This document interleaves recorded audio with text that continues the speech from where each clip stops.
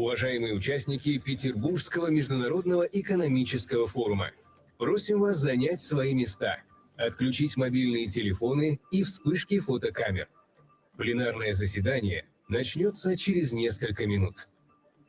Dear participants of the St. Petersburg International Economic Forum, you are kindly requested to take your seats, switch off your mobile phones, and disable the flash on your cameras.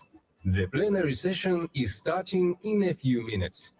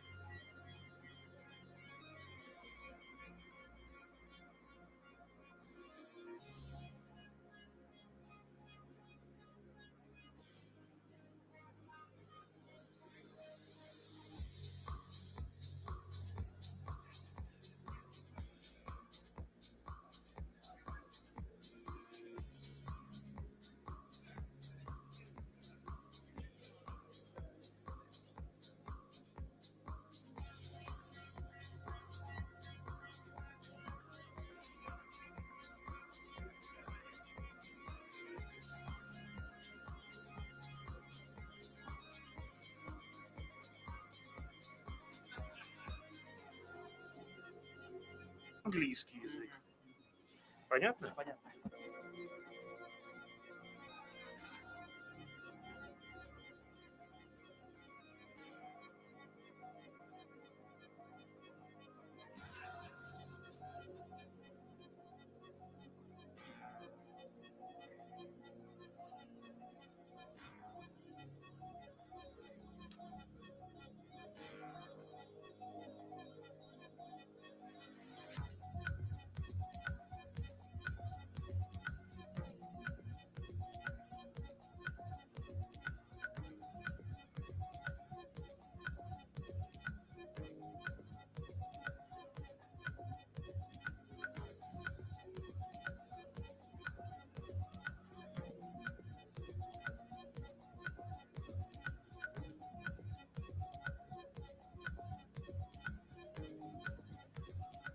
Уважаемые участники Петербургского международного экономического форума, просим вас занять свои места, отключить мобильные телефоны и вспышки фотокамер. Пленарное заседание начинается. Dear participants of the St. Petersburg International Economic Forum, you are kindly requested to take your seats, switch off your mobile phones, and disable the flash on your cameras. The plenary session is starting now.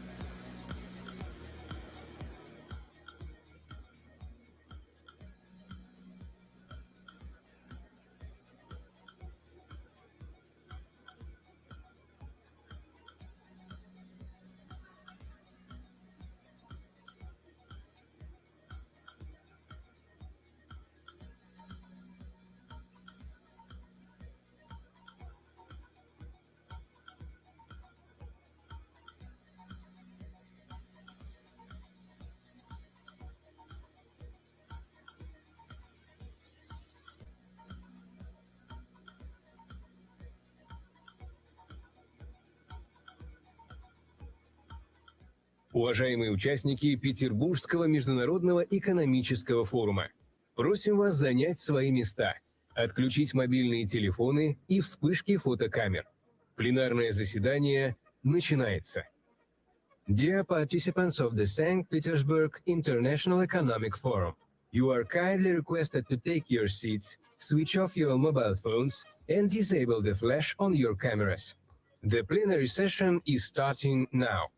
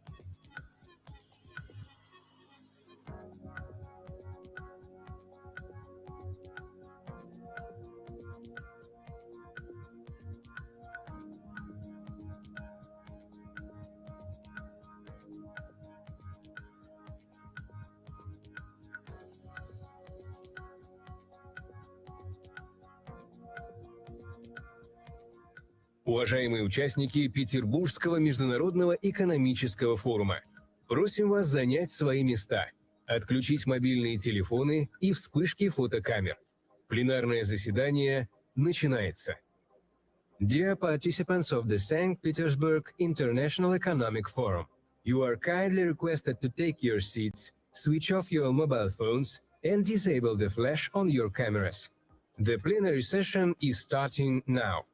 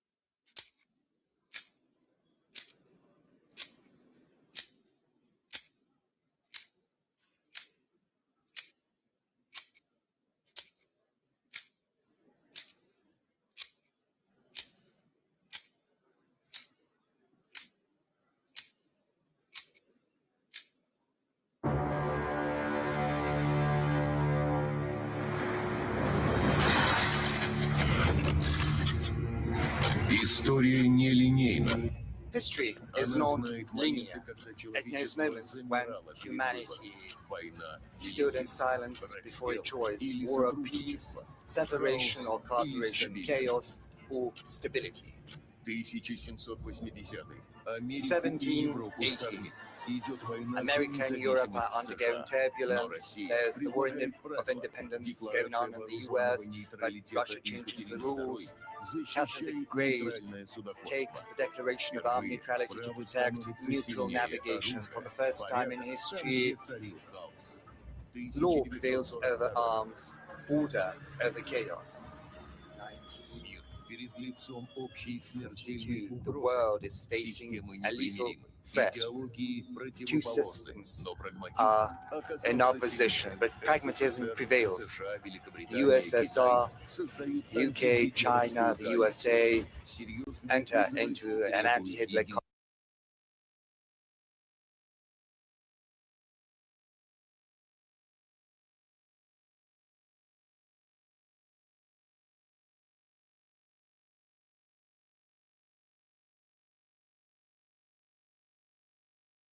coalition, like a serious challenges require union.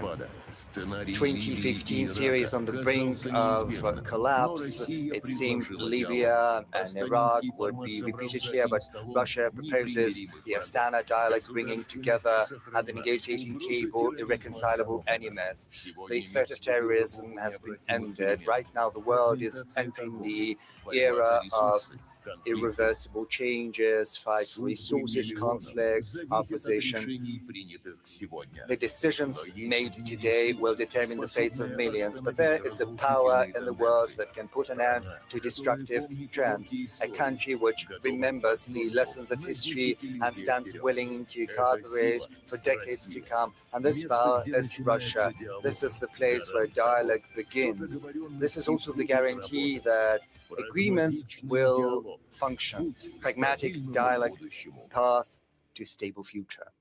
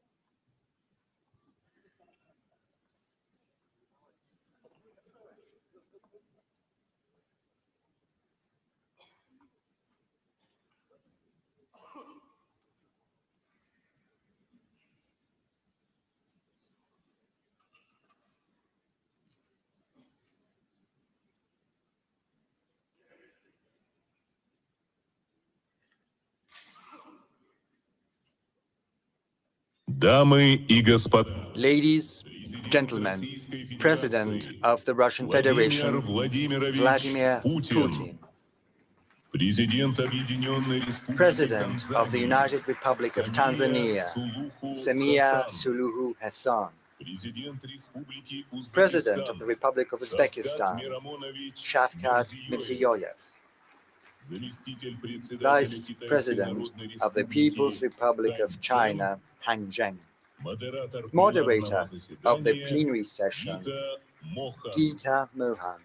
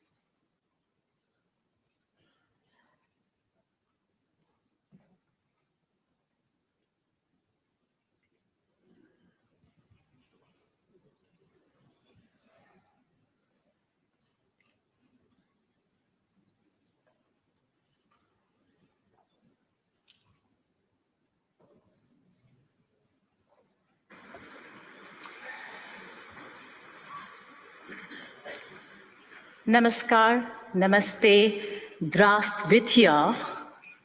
Hello.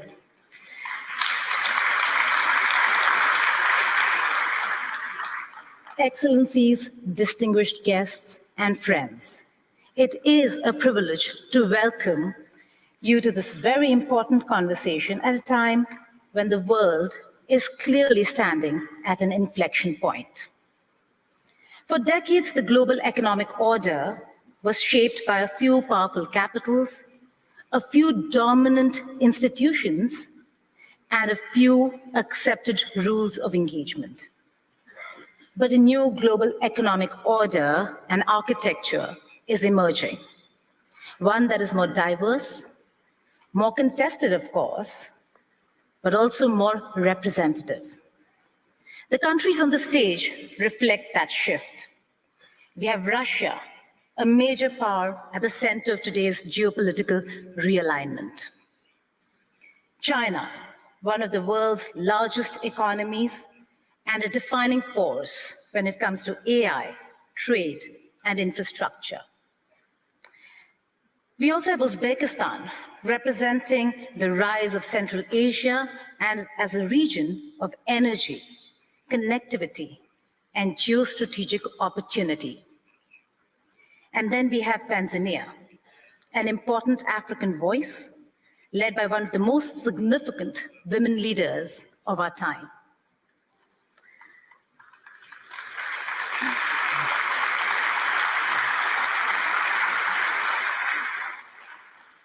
And of course, since the moderator is from India, we can say the stage also has a little bit of Indian spice, a little bit of balance, and just enough to keep everyone comfortable. The question before us is simple but profound. Are we witnessing only a redistribution of power, or are we witnessing the birth of a fairer world order? The era of being lectured, pressured, or bullied is seriously being challenged. At the same time, independence is not easy. Strategic autonomy comes with costs. So today's discussion is not merely about geopolitics. It is about price of sovereignty, something President Putin has emphasized time and again.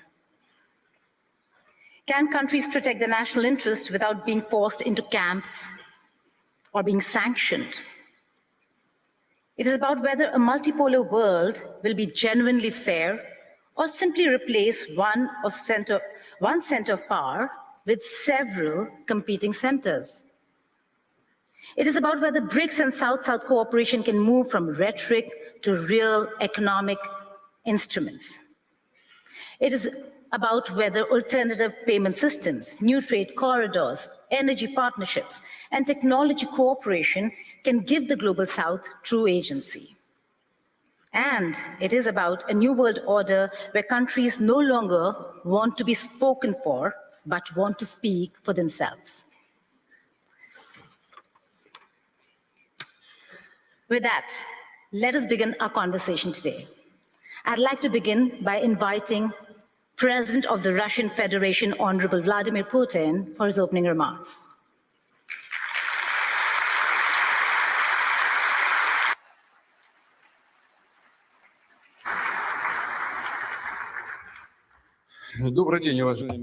Good afternoon, ladies, gentlemen, President Mirziyoyev, President Samir Suluhu Hassan, Vice President Zheng, ladies, gentlemen, it is an immense pleasure to see this august assembly, this room packed with people. President Mirziyoyev and I have just exchanged our views, and he said the room is packed, which is testimony to the interest caused by the St. Petersburg International Economic Forum. And I would like to welcome all the participants and guests here. Russia and St. Petersburg once again host leading leaders of companies, businessmen, experts this year from more than 130 countries with a view to building business contacts and creating new contacts.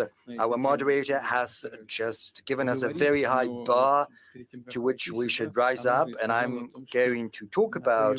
But before we came here, she said that the atmosphere is very good, and it was thanks to the organizers. So at the outset, I would like to thank the organizers of this forum, everyone who participated in the organization process. Thank you. The unique nature, the attractiveness of SPIEF consists in this possibility of a frank dialogue on issues that are of interest to entrepreneurs, to whole industries and whole countries, and we're always open to those who are interested in working with other countries, those who stand ready to engage in mutually beneficial cooperation on equal footing. This approach, which consists in listening to one another, understanding the interests of one another, arriving at common solution, that is what harmonious path of development is all about. It also implies the opportunity to find solutions to the challenges the modern world is facing. We see that the energy markets are undergoing shocks. We see tensions prevalent in certain regions. First and foremost, right now I refer to the Middle East. We see the short-sighted policies pursued by the European bureaucracy, which is accompanied by aggressive rhetoric and leads to further loss of Europe's position in the world economy. Moreover, it undermines regional as well as global security. As a matter of fact, the European elites are provoking chaos, and they are trying to plunge more and more countries into this chaos. These processes, they were not born of their own. This is the consequences of the fact that over the last decades, the world is undergoing the most profound structural transformation, which is not a transition from one stage to another of the cycle. The very paradigm of global development is shifting. What did we have in the past? What I want to draw your attention to is the fact that for decades, global development model was based around a restricted number of financial centers, technological solution, insurance and logistics hubs, rating agencies, as well as reserve currencies. And this architecture was portrayed as universal, as something that fits allegedly everyone, and hence allegedly neutral. But as a matter of fact, it was increasingly often used as an instrument for political pressure and unfair competition when settlements, technology, logistics, and sometimes even access to information can be switched off in the blink of an eye in order to punish those who choose to act in their own national interests. Basically, this was a deliberately created system of dependence, or system for taking someone else's resources out of them. Right now, the overwhelming majority of countries see that, and this is something that is seen by entrepreneurs, banks, industrial companies, farmers, as well as transportation companies. They see that their investment plans to develop their business can face serious risks, that the external infrastructure they use can be turned against them. That is why countries begin to pursue their own technological solutions, building their own supply routes as well as institutions. Russia feels the full brunt of these changes.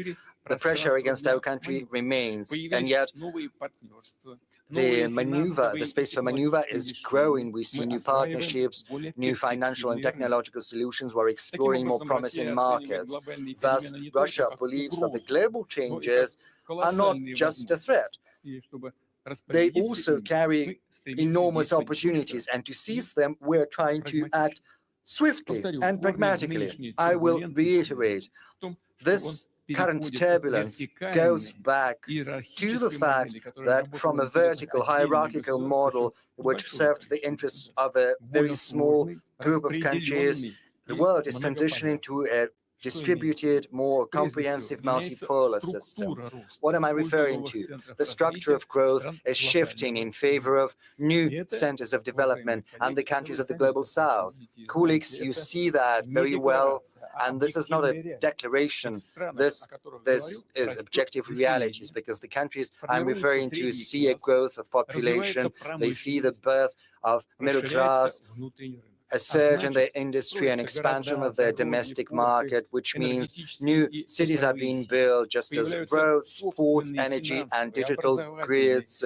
They built their financial, educational, and scientific centers. I would like to say in that regard that the world is becoming more equitable, fairer, because economic growth is extending to a growing number of countries, giving billions of people who used to be on the periphery of the global economy new opportunities. Importantly, new centers of growth want to select their trajectory of development on their own. They want to get greater share of value added, build their own logos and standards as well as competencies. So if you look at the global GDP dynamics of the last 5 years, you will see that almost half of its annual growth, 49%, is accounted for by BRICS countries, whereas the contribution of the so-called Group of Seven is estimated at 18%. Just for your information, I can tell you that in 2021-2025, the global economy grew on average by 4.1%. Annually, 2% accounted for by BRICS and just 0.8% accounted for by the G7. Right now, the share of BRICS in the world GDP based on purchasing power parity stands at 40%, whereas the G7 share is less than 29%.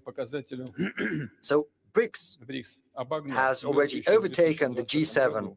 And it did so back in 2020, but this gap is increasing. This gap is expected to grow in favor of BRICS.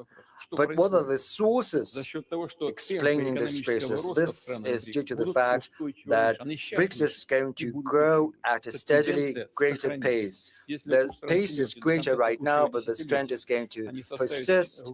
The G7 is going to grow at best by 1.1% per year, whereas BRICS nations are going to grow by more than 4%. Colleagues, we are not the ones who say that. This is the World Bank and the IMF that are saying that. International institutions have to state this.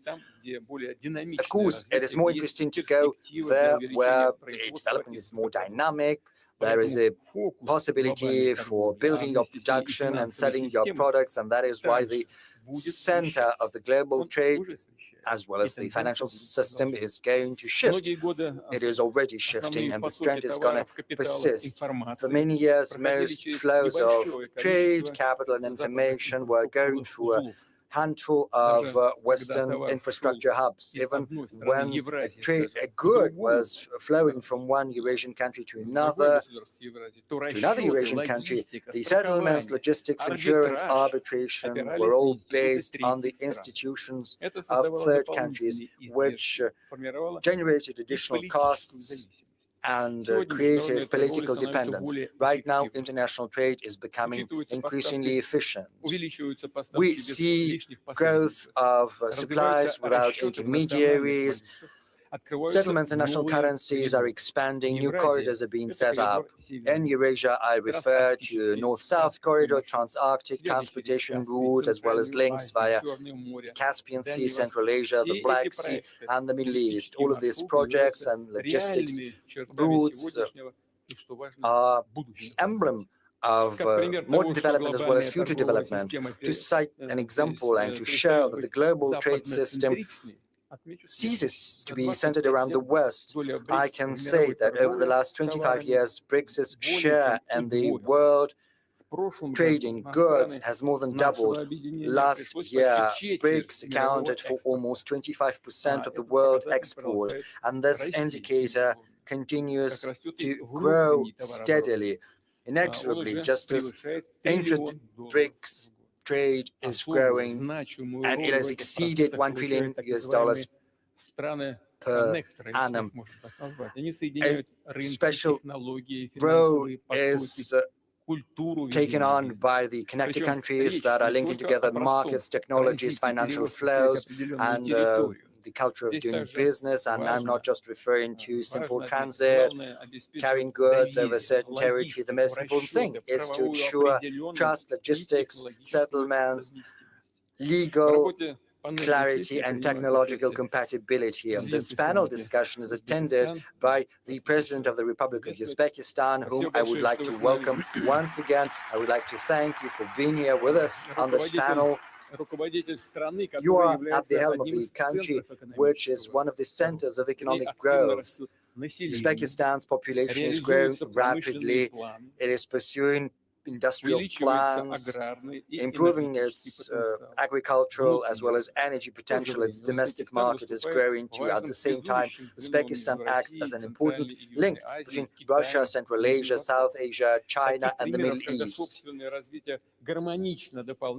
When your individual development is harmoniously complemented by advantages of links to other centers of multipolar world, well, these examples are going to be increasingly numerous, and this fully applies to another guest of ours from Tanzania.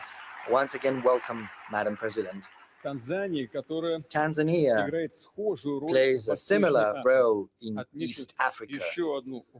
There's another important trend I would like to point out. The global trade architecture is drifting away from its original principles of the World Trade Organization. Starting from the beginning of the 21st century, the number of bilateral, regional, as well as mega-regional trade arrangements has more than quadrupled.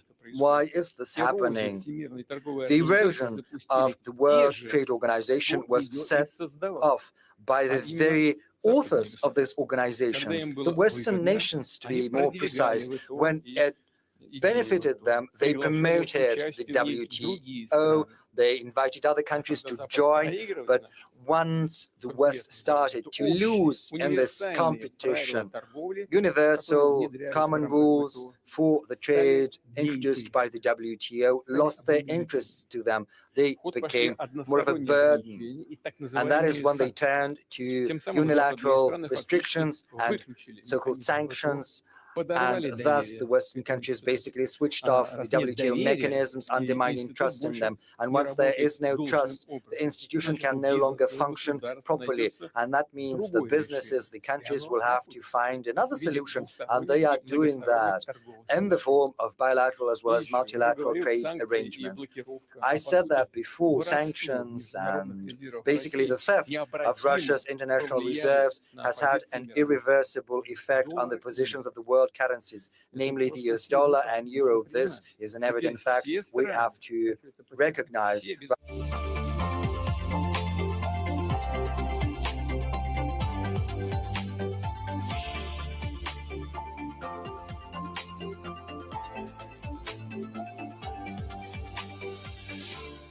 They can also lose access to the Western financial and payment infrastructure. You and we understand that this is all about unfair competition. There can be different pretexts to start that, and they will always find something. In our case, this is the conflict in Ukraine. This can also be the conflict in the Middle East, conflicts in Africa, or the attitude towards the LGBT community. You can find fault with anything. But the basic rationale is basically unfair competition. Another thing that undermines trust in the West is the deplorable state of their public finance. I refer to high public debt and high budget deficit. The Eurozone public debt rose to 81.7% of the GDP in 2025. The worst indicators, well, they are in Greece 146, Italy 137, France 115, Belgium 108%, whereas in Russia it's 16.4% only of the GDP. Well, it's floating a little bit. Yesterday I spoke about that, meeting the heads of information agencies, news agencies. Some experts say it's 15.8, but the figures are incomparable. The deficit of the Euro budget in 2021 stands at 3.1% of the GDP. Poland has a maximum deficit of 7.3%. Belgium has a deficit of 5.2%. France, the deficit of 5.1%. The US has 5.9%, whereas in Russia the budget deficit is 2.6%. Maybe by the end of the year it will have risen a little bit, but still it will be inferior to the budget deficit in other advanced economies. This situation is fraught with the possibility of a surge of inflation, which happened back in 2021, 2022, when just in 2 years the prices in the Eurozone and the US grew by 14%. And that means that countries of the world are decreasing their assets. In the West, they're transitioning to payments in national currencies. They're making wider use of alternative payment systems, increasing the role of digital financial assets as well as the digital currencies of their central banks. Russia is mostly using national currencies in its trade contacts with our leading partners. The share of ruble in our exports stands at 65% or so, so almost 2/3. I would like to underscore that the world needs a modern, agile and responsible financial architecture without any risks of restrictions or barriers, rather with incentives for sovereign development. These instruments have to decrease costs, speed up settlements, increase access to funding. And of course, we have to make sure there is no tax evasion, no fraud, no money laundering. This is something that has to be in our spotlight always. Historically, the West has been seen by other countries as the source of technological development. But right now, we see some fundamental shifts.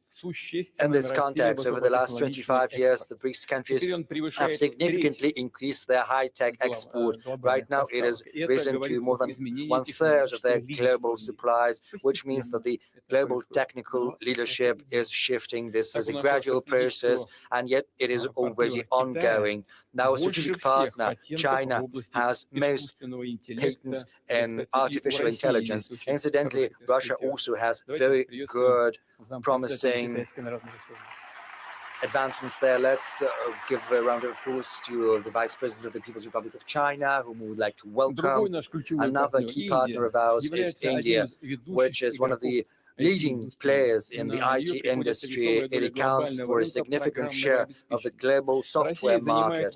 Russia also ranks high in the implementation of digital platforms such as trading, marketplaces, solutions in finance and urban services, healthcare, as well as education, which help improve the quality of life of our citizens in Russia and beyond, in dozens of countries where they are vying successfully with similar solutions from abroad. We are also leaders in nuclear. More than 80% of construction processes in NPPs in the world market are conducted with the participation of Rosatom. More than 80%, which is a very significant figure. We have very good engineering as well as technical groundwork in managing water and energy resources, which is gaining an increasing attention in Asia, Africa, and on the world in general. I believe colleagues participating in the panel discussion will agree with that. It is evident that the global transformation is mostly due to technical progress. Experts believe there are 3 key technologies for today and for tomorrow that are capable of transforming the lives of our citizens, how our business is being done, and how the government is operating. I refer to artificial intelligence, which allows processing big chunks of data and making the best solutions in almost all fields. Another technology is autonomous systems, which can radically increase labor productivity and transform whole industries. And third, platform-based solutions, which allow market participants to work directly in real time and autonomously to exchange information and to conclude deals. Experts and scientists believe that the countries and groups of countries that have their own set of technologies in AI, autonomous systems, and digital platforms will become centers of sovereignty in a multipolar world. Moreover, without these technologies, real sovereignty is going to be unachievable. I would like to underscore the technological base is of paramount importance to countries with big population, vast territories, and unique cultures. These countries can't act as simply consumers of solutions offered by someone else. Otherwise, they risk becoming subject to foreign control via foreign platforms. And the question is how these platforms are going to be used. So big countries, true civilizations, are facing a historical choice. Either they come up with their own platforms and technological systems, or they are relegated to the digital periphery. And one should not be laboring under any delusion. First, foreign services can be very convenient, but then sooner or later you will see what the price of this dependence is gonna be. Russia has learned its lesson. We saw that certain suppliers of software left the market. We saw payments blocked. We saw how politics interferes within commercial relations. That is why we're going to strengthen our critical infrastructure, and we will only cooperate and interact with those partners that honor mutual reciprocal obligations and commitments. We have this experience with the People's Republic of China for many years. China is Russia's strategic partner, a genuine one. Our economic cooperation covers almost all fields, from high-tech to transport to mechanical engineering to energy. Distinguished friends, as I said, the global leadership in the world economic ties is conditional on whether the country can ensure its own sovereignty. I wouldn't be exaggerating if I say that this race for sovereignty has started, it's kicked off, and it's gaining traction. We're not just talking about the capability to oppose external pressure and defend national interests. This is about the quality of the government, the economy, and society. Sovereignty implies being smarter and being stronger. That means being able to better manage your resources, to better invest, including in your technical development. I will highlight that genuine sovereignty requires efficiency. We can't say that we are sovereign, and that is why we can afford to be expensive, slow, and inconvenient. Quite the contrary. In each and every field, we have to act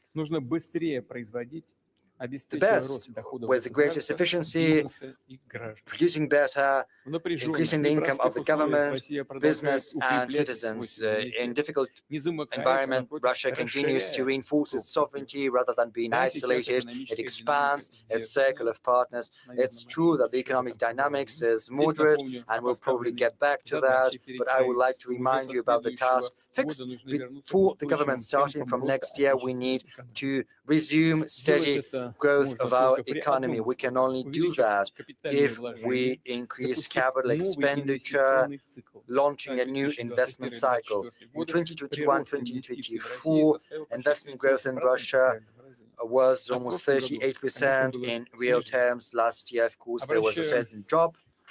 I would like to draw your attention to the following fact. The launch of the new investment cycle is the key task of the economic authorities, whereas growing the investments is the most important KPI. It's important that economic growth should be well balanced. It should be based on domestic demand and combined with further reductions in inflation. And inflation has slowed down significantly, and it keeps going down. I think I mentioned that inflation in this year is expected to be around 5.2%. Colleagues and I are in regular discussions about the economic agenda, and I would like to point out that the industrial output, the GDP, and consumer activity in Russia, all of that is now in the black. промышленное In производство в April, России industrial выросло, production in несмотря Russia на все grew, проблемы. despite Я all думаю, the тоже problems будут that we have been об этом facing. сегодня I think вопросы какие-то. Ну, во we'll всяком случае, в face апреле questions about that today промышленное too. производство в But нашей at least стране in выросло April, на industrial production in our country grew by 1,9%, в том числе 1.9%, обрабатывающая including the промышленность на processing industry by 3,1%. 3.1%, Розничный while товарооборот the прибавил retail volume 6,5%. of trade ВВП increased в by апреле текущего года 6.5%. вырос на In April this year, the GDP grew by 1,3%, за 1.3%, январь-апрель and in January текущего to года April this year, подрос еще на the GDP grew by yet 0,2%. another 0.2%. И что в этой связи хотелось бы сказать? Here's what I Конечно, would like to слышим say. критику We do со hear всех сторон в наш certain адрес, что у нас там criticisms все from all припало. parts, Да, saying that но we're мы going down. опустились до того самого уровня, в Yes, we котором have gone down страны to the еврозоны exact живут level уже все where the последние countries годы. of the Eurozone have И been мы for the ощущаем past many подъем. years. Главное, что мы сохранили, это The most основы important factor макроэкономической is that we политики. have preserved the Уверен, что foundations of our macroeconomic policy, движение and I am sure вперед и вверх будет that обеспечено. we will keep Необходимо, moving forward чтобы and эти upwards, тенденции and we закрепляли. must reinforce Позиция these нашей страны trends. в мире, наш And суверенитет the positions, становились the standing более of our прочными. country in the world and our В этой связи я sovereignty must обозначу become ever некоторые stronger. соображения о том, какой Therefore, I would суверенитет like to нам share нужен. certain Я уже ideas обозначил about what чуть kind выше. of sovereignty Сейчас несколько слов we поподробнее. require.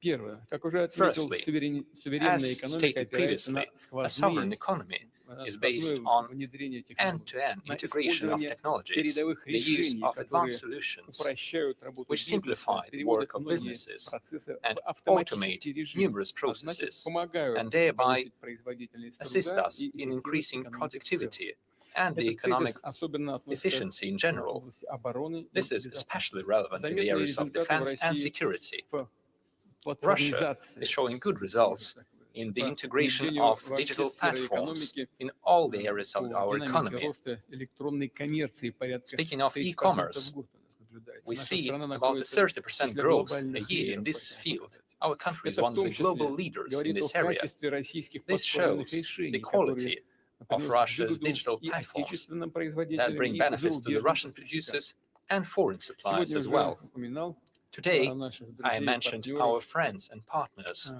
Республику from the Узбекистан. Republic of Вот в Uzbekistan. качестве примера. I will Оборот give you an узбекских example. товаров The volume of только trade через in платформу Uzbekistani goods Wildberries в using the 2023 Wildberries году platform составил alone in 2023 amounted to 18 миллионов долларов. $418 million.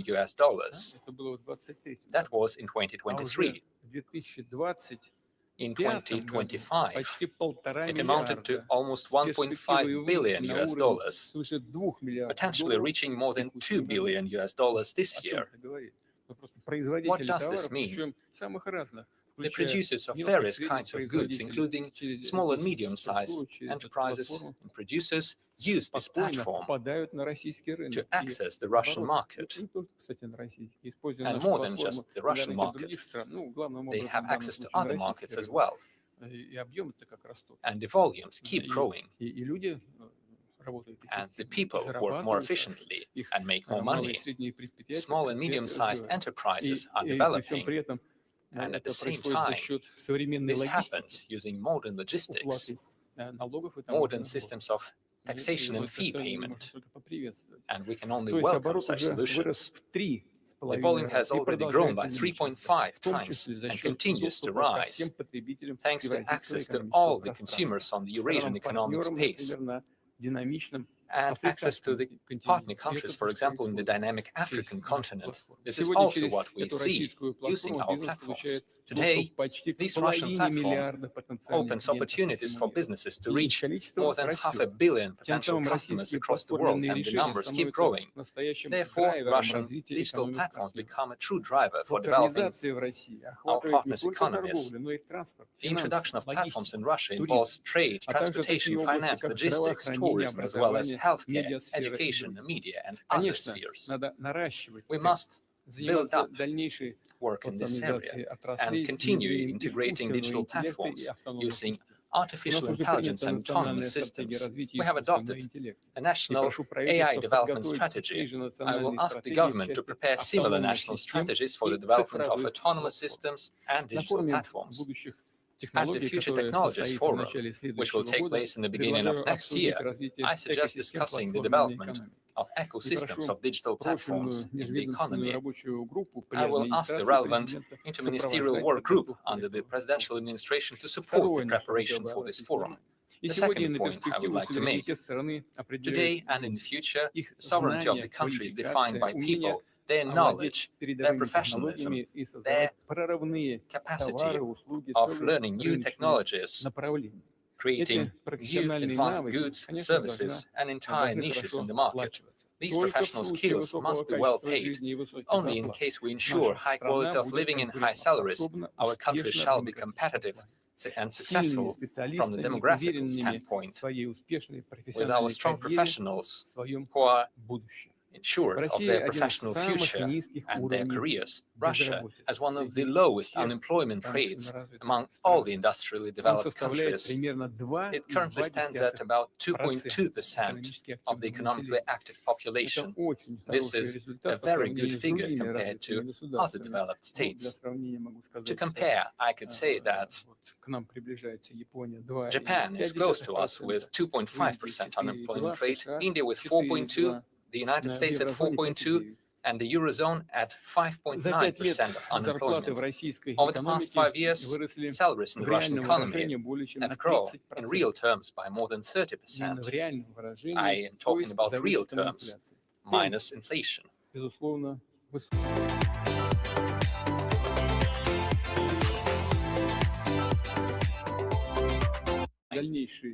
That further stable growth of salaries shall be linked primarily with increased productivity, as well as efficient organization of production based on modern technological solutions and our strong school of engineering.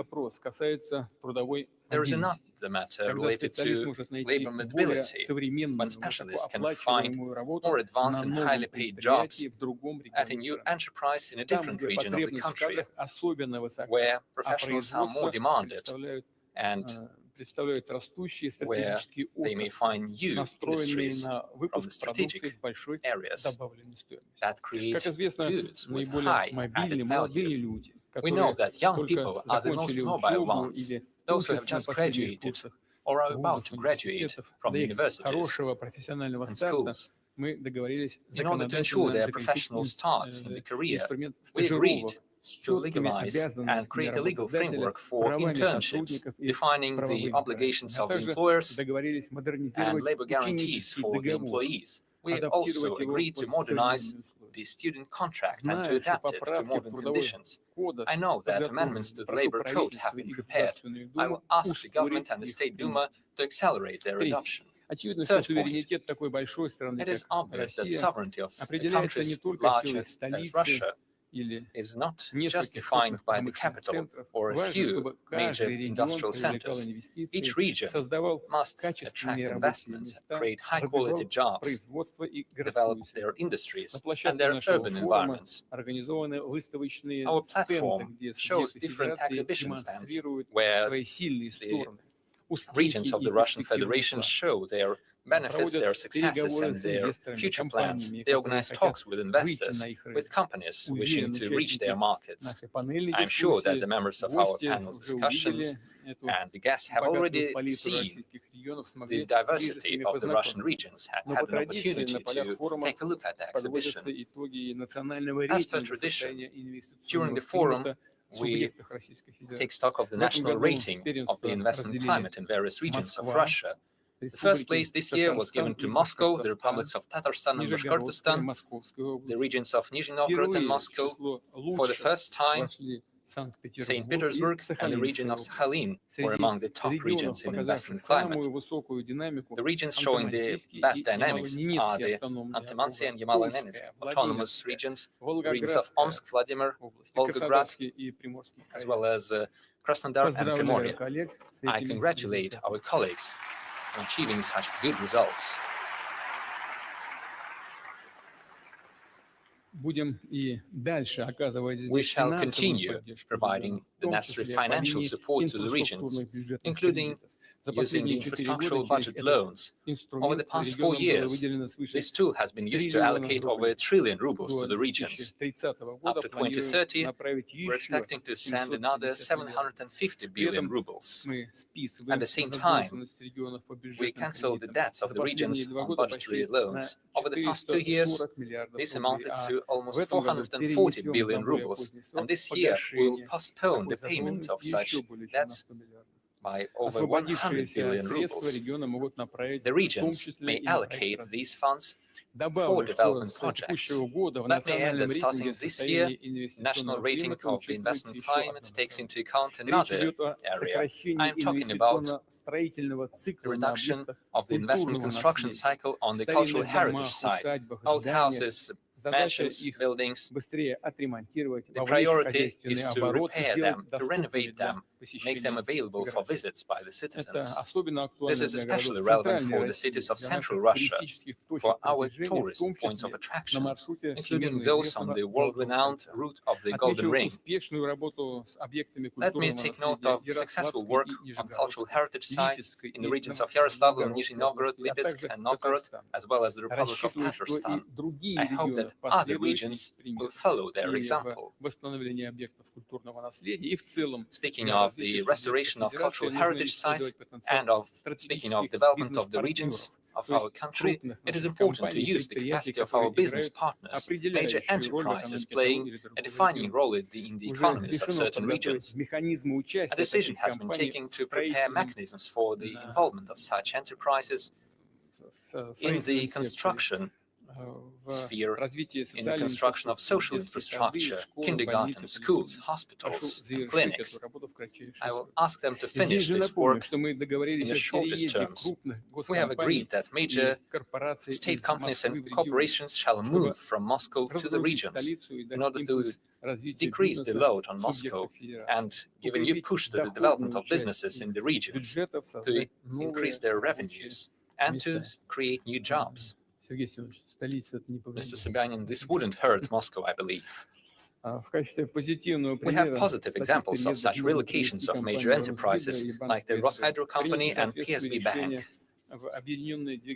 The United Engine Construction Corporation has also taken similar decisions. The Russian Railroad Company is finalizing such steps, and other railroad construction companies are also considering such decisions. I understand the difficulties related to the relocation of companies, but we need to be more active in such efforts. Furthermore, modern entrepreneurship is not only about business development. This is a truly creative work, which creates a more comfortable urban environment and entire new cities which are comfortable and attractive for life. We have such examples. I believe it is important to support initiatives of private investors, to give them more creative freedom, using new economic and constructive solutions, to connect high-tech investments, tourism, culture, creative solutions, and local identity as part of the special legal regime. We also need to consider the possibility of collective investment into urban environment projects. I'm talking about the mechanisms that would allow the citizens to be directly involved in the development of their own region or their village, to invest into the improvement of the places where they live. I asked the government, together with the Institutes of Development and the Strategic Initiative Agency, to establish the legal framework for that. The next point, a strong sovereign dynamic economy means more private initiatives. It is the entrepreneurs and companies who establish new market niches, produce new goods and services, and stimulate employment. To ensure high business activity, we need predictability and stability of the investment climate. Business shall clearly understand the taxation system, the tariffs, the regulations, the measures and mechanisms of support by the state. In general, they must understand the working conditions for years to come. We have already fine-tuned the taxation system, and we have created the system of supporting investments at the federal and regional level. We cooperate with the business community, and we have prepared a national model of target conditions for doing business. I'm talking about specific steps to simplify registration of companies and for filing financial and taxation reports. We shall continue such work, making it more comfortable law, to connect companies to the infrastructure, to improve the efficiency of law application, and so on.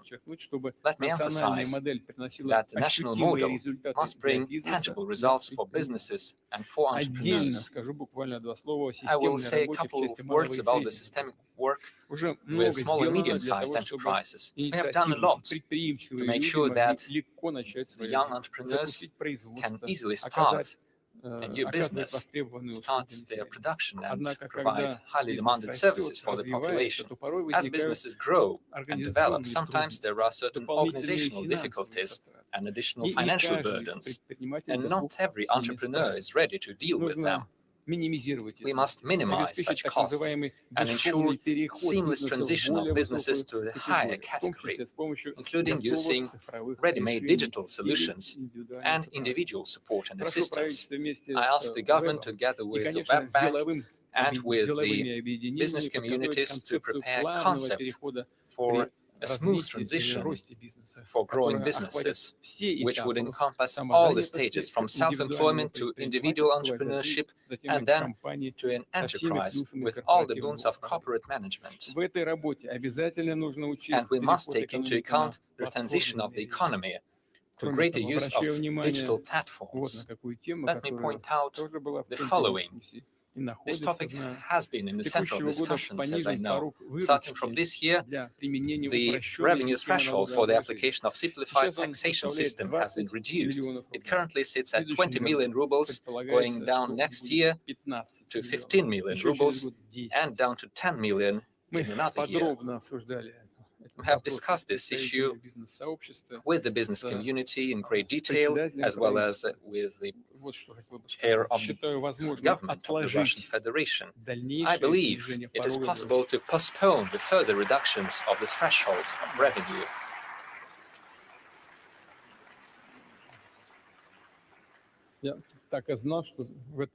I knew that there would be a vivid reaction to these words from the audience. We must keep this at the current level.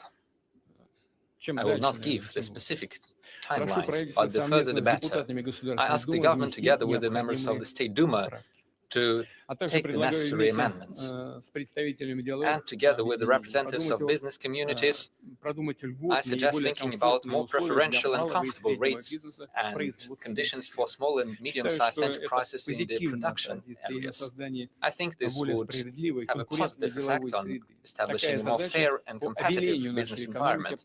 This task of the so-called whitening of our economy has been set forward, and we will advance in finding a solution. And the next point, a strong and sovereign country cannot be closed off or isolated. Life has proven that we must produce critically important produce and goods. We must reinforce the infrastructure that has the highest importance for state security, for entrepreneurs, and for improving the quality of life. At the same time, we must build up links with our foreign partners, establish cooperation, advance trans-border projects. We shall continue carrying out our plans to expand our automobile roads and railroads. Using Russian technologies, we shall develop the network of high-speed railroads. We already have the pilot project, the Moscow-St. Petersburg Railroad. We shall also expand the capacity of seaports and the Trans-Arctic Transportation Corridor as a global artery. We shall develop Russian trade and icebreaking fleet, build tankers and other vessels of different classes. Our goal is to become one of the top 10 countries in the deadweight of our trade fleet. I ask the government, the transportation ministry, to continue working to increase the attractiveness of our national trade flag. Our own logistical and industrial, technological and financial resources and a predictable environment for business and professional development are great competitive advantages in the global market. These are the preconditions for successful work with the countries and the investors interested in cooperation and partnership, with those who want to build up mutually beneficial alliances with us, those who want to invest into Russia, into joint businesses, and invite our Russian companies for cooperation. I am sure that the organization of events such as the St. Petersburg Economic Forum shall make a great contribution into this major and very important work, allowing all of us to achieve new success, to ensure the flourishing of our countries and people. Thank you for your attention.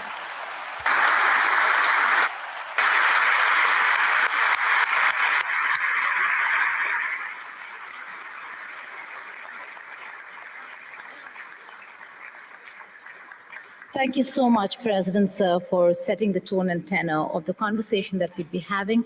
But before we go further, let me invite the President of the Republic of Uzbekistan, Honorable Shavkat Mirziyoyev. Thank you so much, sir. Please.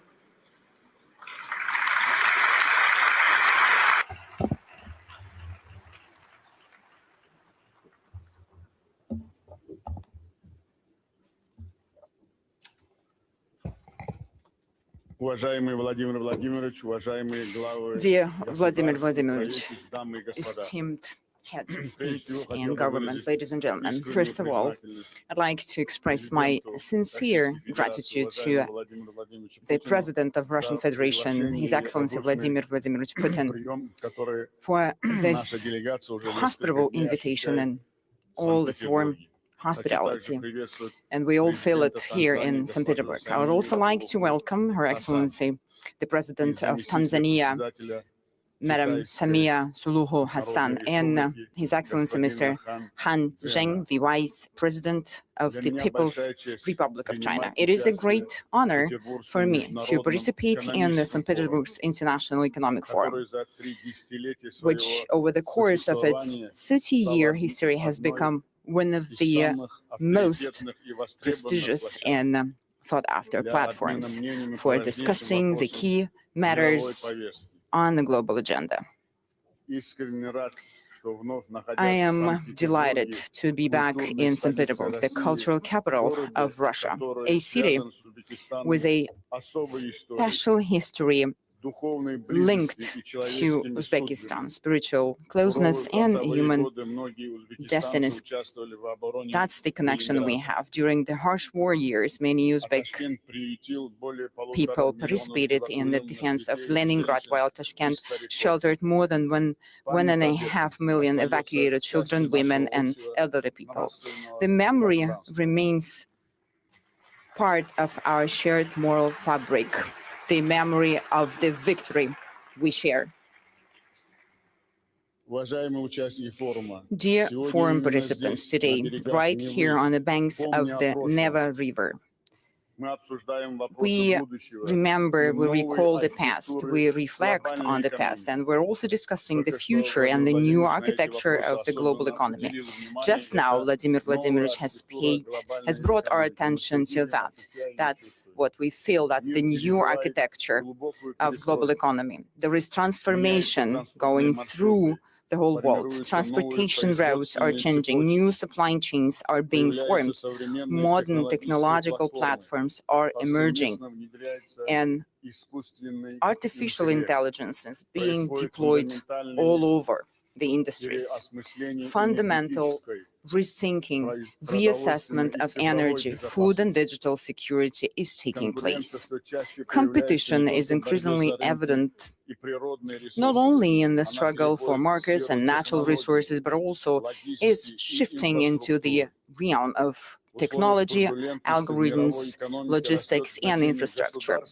Amidst the turbulence in the global economy, states and regions that play a consolidating role, and I'd like to emphasize in particular consolidating role, and they are there to establish a proper area for cooperation, sustainability, and mutual benefit. Uzbekistan for millennia has been the heart of the Great Silk Road. Through Samarkand, through Bukhara and Tashkent, Not only goods has been passed through that route, ideas and knowledge, culture and religion traditions also were intermingled. So that's why the openness has never been a choice for us, but a vital necessity and civilization code. Now,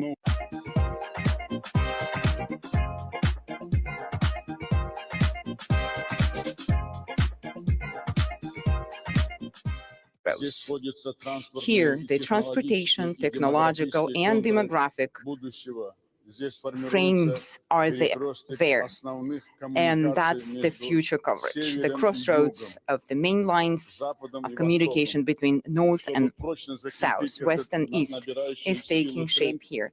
To firmly secure this growing trend, we urgently need connectivity of a completely new level. This involves not only linking traditional transport, logistics, and energy corridors, but also integrating digital payment and industrial infrastructure. A strong, consolidated, economically interconnected, open, and sustainable Central Asia would serve the strategic interests of all our partners. Ladies and gentlemen, Russia for Uzbekistan is more than just a regional neighbor. It is our time-tested strategic partner and ally.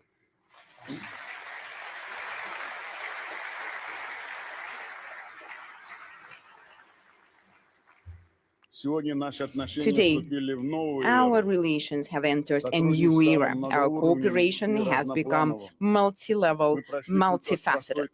We've progressed from just simple trade in goods and commodities to complex industrial chains, technological alliances, joint engineering, and localized production. According to our statistics, mutual trade turnover has more than and those are actively involved and are also representing other Russian regions. The value of the interregional projects that they are implementing amount $5 billion with an additional investment package of $5 billion in the pipeline. The cooperation encompasses all key industries, including energy, chemicals, and petrochemicals, mechanical engineering, agriculture, logistics, textile, food industry, and many other sectors. Among these, the joint industrial park in 5 regions of the Republic of Uzbekistan, and that gives strong results for our joint efforts. So the establishment of rail car manufacturing cluster in Tashkent deserves special attention. I'd also like to focus on the energy sector. Through investment projects, including those involving Russian partners, we've increased our electricity production by 1.5 times, from 58 up to 87 billion kilowatt hours. We plan on increasing generation up to 120 billion kilowatts by 2030, 54% of which will come from renewable energy sources. Our capacity will also be enhanced with the commissioning of the first hybrid nuclear power plant in Uzbekistan, with the great involvement of Russian Federation. Well, yesterday you were witnessing, we participated together with His Excellency Mr. Vladimir Putin. We've attended the first concrete pouring ceremony for the construction of the first nuclear power plant. For us, it's a long-term development project. We also develop our new School of Engineering. We adopt advanced technologies. We also intend to collaborate in other areas of the peaceful use of atomic energy, such as medicine, agriculture, industry, and science. Dear friends, under current conditions and circumstances, technological and industrial cooperation between Uzbekistan and Russia should not be confined to bilateral level only. We are focusing on broader areas of cooperation, spanning industrial potential, resources, markets, and expertise. Therefore, we are initiating the formation of a Eurasian technological industrialization belt. This is an interconnected system of industrial and technological clusters united by a single digital platform for industrial cooperation. We're talking about creating full cycle chains from technology development and personnel training to the localization of industrial manufacturing and entering into foreign markets. We propose implementing this initiative on the basis of the already proven platform INNOPROM Central Asia. And I'd like to emphasize here that within this period of time, within these years, we were able to gain great experience of joint efforts. It is held annually in Tashkent. This approach will enable businesses to find partners directly and establish mutually beneficial relationships. Ladies and gentlemen, well, indeed, digitalization is a promising area of cooperation. There is no doubt in that, as it is becoming a new language of economy. While infrastructure used to mean roads, pipelines, and power lines, today it primarily entails digital platforms. They form an entire ecosystem comprising jobs, logistics, payment services, and new export opportunities. Uzbek businesses are actively developing digital solutions and are open to technological partnership with a wide range of countries. For instance, our sales volume has increased 3.5 times over the last few years through Russian marketplaces, and Mr. Putin has mentioned that as well in his welcoming remarks in his address, and I'd like to emphasize that as well. And digital services reaching over $1.5 billion, that's quite strong result, I think, and it's a great perspective for our future cooperation. To deepen our cooperation, we propose creating a joint digital ecosystem. This could initially include aligning regulations for digital trade and urban services, further promoting Uzbek and Russian brands on mutual platforms, establishing a unified digital employment profile, and developing artificial intelligence-based products. This will open up new markets for businesses and will provide our nationals, our citizens, with additional income opportunities. At the same time, in the pursuit of digitalization, it is important to keep in mind that ultimately, the individual human being is at the core of all transformations. Today, Uzbekistan is one of the youngest countries in the world, with more than half of its population being young people. That's not just a statistic. It is the source, the energy for development. It sparks new demand. It is our future. Our task today is not merely to provide young people with modern knowledge, equip them with that. It is also crucial to create an environment, conditions for them, where young people can master advanced skills and realize their potential. Cooperation in education and professional training plays a special role here. Uzbekistan is home to 32 branches of foreign universities. I'd like to repeat this figure. It is important. Together with Vladimir Vladimirovich, we worked together, and there was great support on behalf of Mr. Putin. Out of 32 branches of foreign universities, 15 are from Russian Federation. That's the largest network of Russian universities abroad.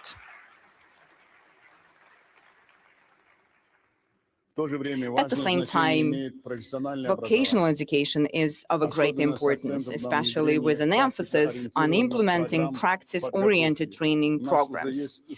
We already have some successful examples, such as launching of the first joint engineering schools in Al-Malik and Tashkent. Online learning services could be an efficient mechanism for cooperation in this area, as they would enable young people, even in the most remote regions, to acquire the necessary knowledge. That would fundamentally change the labor mobility model and elevate its organization to a qualitatively new level. So in that regard, we propose creating a joint online platform for human capital development. The platform will link education, professional training, and the labor market. The system could integrate educational programs, language and IT courses, support for young entrepreneurs, and access to employers. For the youth, it will be a clear pathway into a new economy. For businesses, it will be a great access to a pool of trained specialists. For universities and colleges, well, they will benefit from connection to real market demand. For Uzbekistan and Russia, it represents a long-term, and that's the most important thing, investment in our most valuable asset, our people. And if Vladimir Vladimirovich would support me on that, we will task our respective ministries to launch such a platform without any delay. Vladimir Vladimirovich, can we do that? And I would like to highlight tourism as a separate humanitarian foundation for our partnership. This industry is best suited to foster the economy of trust. When people come to Uzbekistan, they experience not only monuments and cities, but also the culture, hospitality, the business environment, and business opportunities. In 2025, we hosted nearly 1 million Russian visitors, and we are ready to welcome even more this year. To this end, we are developing our tourism infrastructures, and not only that, but also creative economy. By 2030, creative economy will account for 5% of our GDP. Thereby, it will become one of the key drivers of economic growth. In order to strengthen cultural and humanitarian dimension of our cooperation, we propose launching the project named From Samarkand to St. Petersburg, and that will be Creative Tourism Corridor.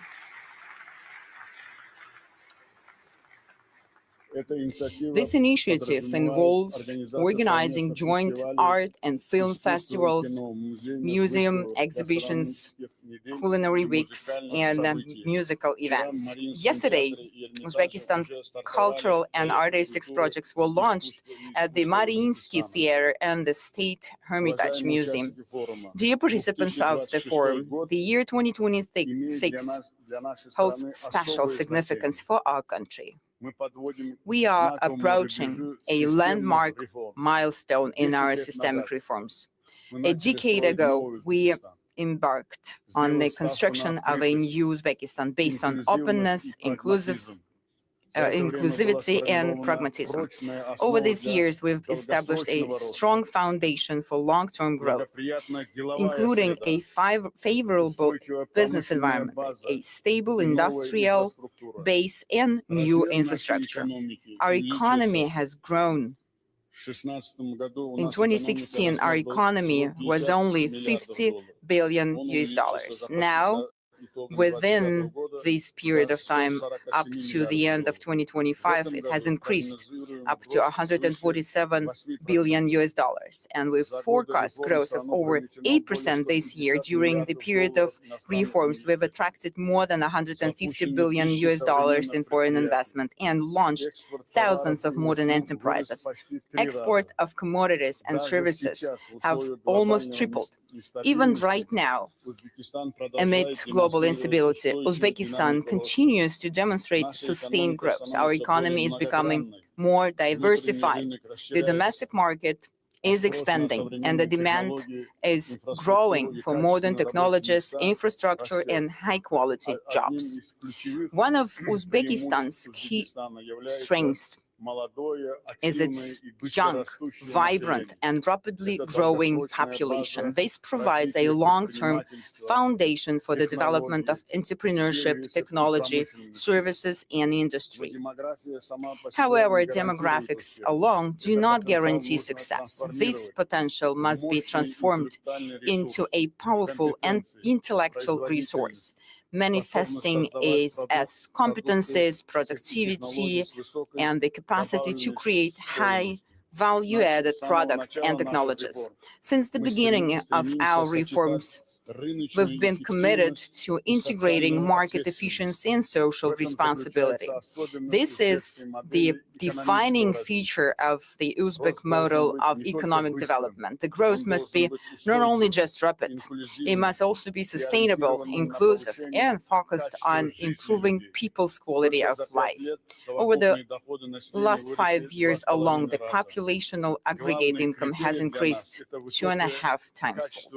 Our main criteria are the high quality of life, human dignity, and unlocking the potential of every human being, every individual. The Uzbekistan 2030 development strategy is designed to achieve this very goal. Our aim is to raise the population's income to above average levels by this date, transition of all sectors to a technological and innovative growth model, and increase the size of the economy by another 1.5 times to over $240 billion.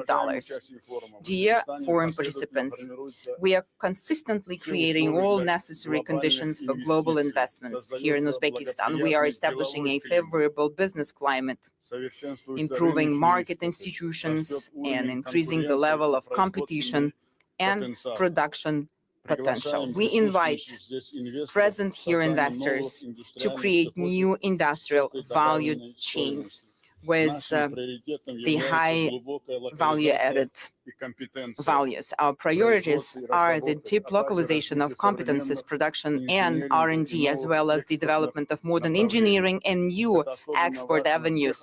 This is particularly important in the sectors where the new economy is taking shape today: industrial processing, agri-tech, biochemistry, robotics, digital solutions, artificial intelligence, and infrastructure projects. We see great potential for cooperation through public-private partnerships in the various sectors, including energy, aviation, education, and geology, and many other areas. We offer interested partners not only the access to growing domestic market, but also the access to neighboring countries and regions. Dear friends, Uzbekistan is a reliable and predictable country for the global business community.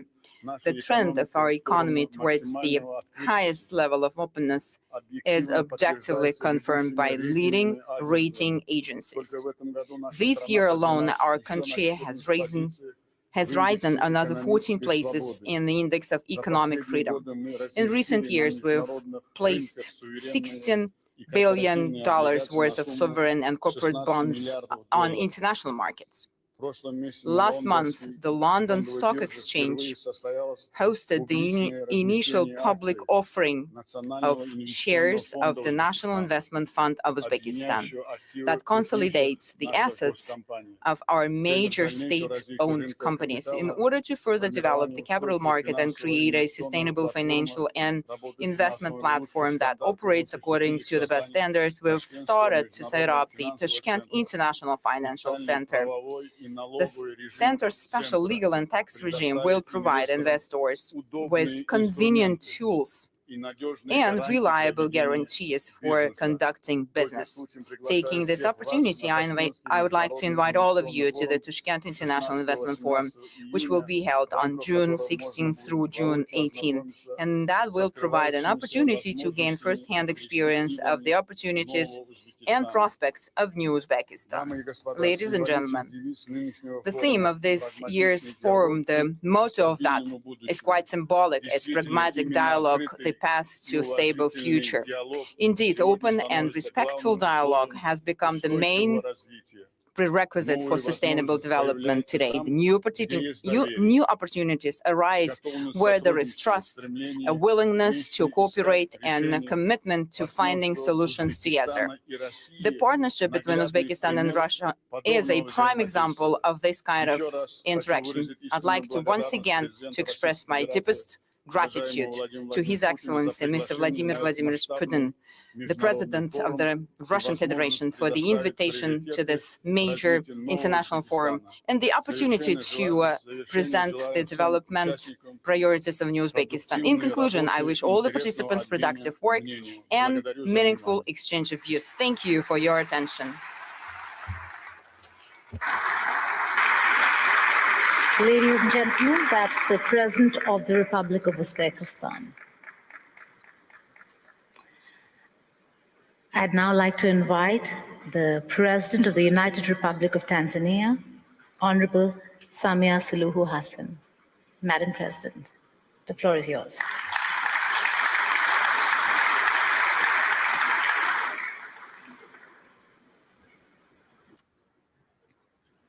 Your Excellency, Vladimir Putin, President of the Russian Federation, and our gracious host, Your Excellency, Shavkat Mirziyoyev, President of the Republic of Uzbekistan, Your Excellency Zheng, Vice President of the People's Republic of China, honorable ministers and heads of delegations, distinguished captains of the industry, scholars and friends of Africa, ladies and gentlemen. At the outset, permit me to convey warm greetings from the fraternal people of the United Republic of Tanzania.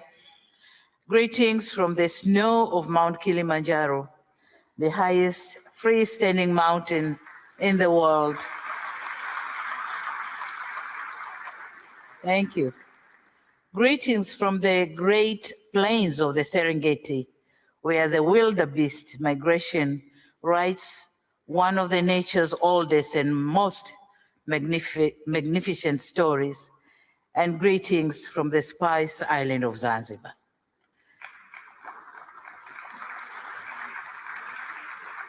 It is a profound honor to stand before you, before this distinguished plenary, a stage that for over 29 editions have become one of the world's most significant platform for candid economic conversations. I sincerely reiterate my profound appreciation to our host, His Excellency President Putin, and the people of the Russian Federation for the warm hospitality extended to me and my delegation since our arrival in this magnificent country. Excellencies, as you may be aware, Tanzania and Russia share a long-standing partnership that spanned more than 6 decades. In December this year, our two countries will commemorate 65 years of diplomatic relations. Certainly, we do not take this milestone for granted. We treat it as an enduring testament of strong commitment to a mutually beneficial partnership that seek to uplift the lives of our people. Excellencies, Tanzania is one of the fastest growing economies in Africa. Our economic growth currently stands at 6% and projected to expand to 6.3% by the end of this year. The goal is to attain an upper middle income economy status with a per capita income of around 7,000 United States dollar, in line with the Tanzania Vision 2050. In order to achieve this goal, we are building 3 pillars at once. We are prioritizing construction of transport infrastructure, including the Standard Gauge Railway, with plans to connect the Dar es Salaam port to the land-linked countries of Rwanda, Burundi, and the Eastern Democratic Republic of Congo. On the same note, the 5-year development plan 2026-2031 outlines plan to extend the railway networks connecting Tanga port at the north of Tanzania to Musoma port in the Lake Victoria. And this is to facilitate transportation facilities in Lake Victoria to the neighboring countries. The Southern Corridor Railway, which is going to connect Tanzania to Malawi and Mozambique, is another railway project. We have successfully completed the construction of the Julius Nyerere hydropower project, which has added more than 2,000 megawatts to our national grids, planned to generate 8,000 megawatts by 2030 and 70,000 megawatts by 2050 are underway. On the other hand, we joined hands with Uganda in implementing the East African oil pipeline that will transport crude oil through our territories to global markets. Similarly, we are expanding the soft infrastructure by increasing the broadband coverage to more than 95%, also building of more data centers and extending cross-border fiber as part of our national ICT broadband project. This project stretches beyond our borders and connects to the neighboring countries of Kenya, Uganda, Rwanda, Burundi, Zambia, Mozambique, and Malawi, positioning Tanzania as a regional digital hub for landlinked countries. Excellencies, allow me now to narrate a thought that I believe deserves a place in this forum. By 2050, 1 in 4 human beings in this planet will be African. Africa will be the only continent on Earth still adding workers to the global labor force on a large scale. Africa will host 9 of the world's 20 fastest growing economies. Africa's middle class will exceed 1 billion people, and the African Continental Free Trade Area, when fully operational, will constitute the largest single market in the world by population. This is not just a forecast, but an arithmetic. Africa is destined to grow. The question, however, is on what terms, with which partners, and whose model of growth. Africa somehow has chartered, thank you. Africa somehow has chartered its own development model. It is clearly articulated in the African Union's Agenda 2063, operationalized through the African Continental Free Trade Area, the Program for Infrastructure Development in Africa, and the development plans in our regional blocks. To date, talking of our bilateral relation between Tanzania and Russia, to date, relations between our investment authorities, the Russia's Roscongress, and the Tanzania Investment Authority have been formalized through signing a memorandum of understanding which will open a new bridge of business to Tanzania. Concrete steps have been taken to review our laws and regulations for purposes of creating favorable investment environment and henceforth attracting more capital investment. In 2025, we created a one-stop center for all investors coming to Tanzania. New companies can now register online within 24 hours.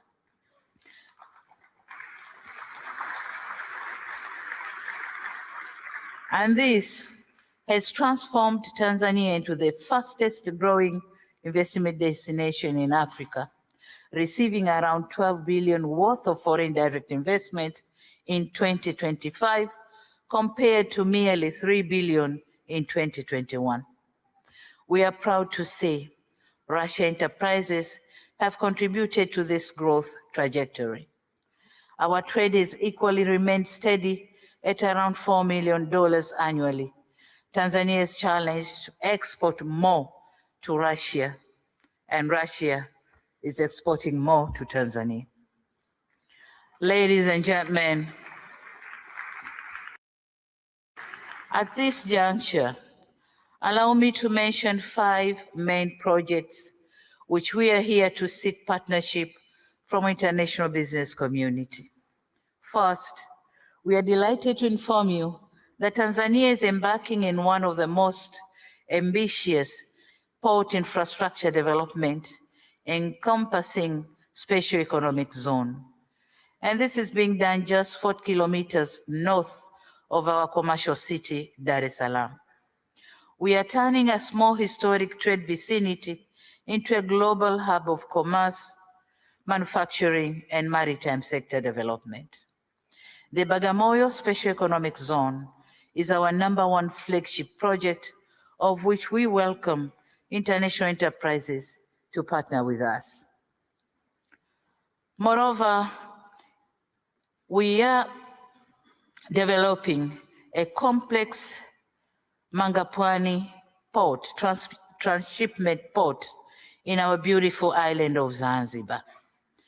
The visibility studies for both ports are ready, and we are eagerly encouraging partners to join us in investments. Second, on mining and mineral beneficiation, we have endeavored to ensure that the existing wealth of gold, uranium, nickel, graphite, helium, niobium, and other rare earth elements bring us massive economic returns. Our national policy is clear. We intend to move steadily from being a producer of raw materials to a producer of finished products. We invite partners to invest with us in industrial parks that will give a real meaning of mining beneficiation. Third is on tourism. Tanzania is one of the world-renowned tourist destinations. Our remarkable hospitality industry continues to dominate the global tourism platforms. Last year, for the second time, the Serengeti National Park won the African Leading National Park at the World Travel Awards held in December 2025.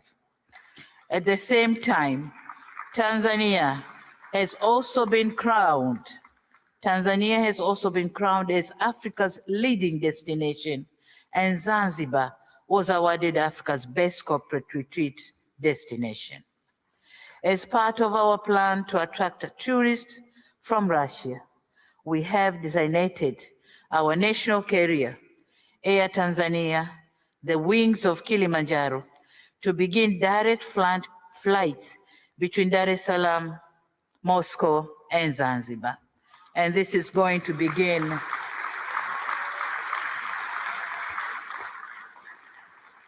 the first flight is expected to be on the 2nd of July this year.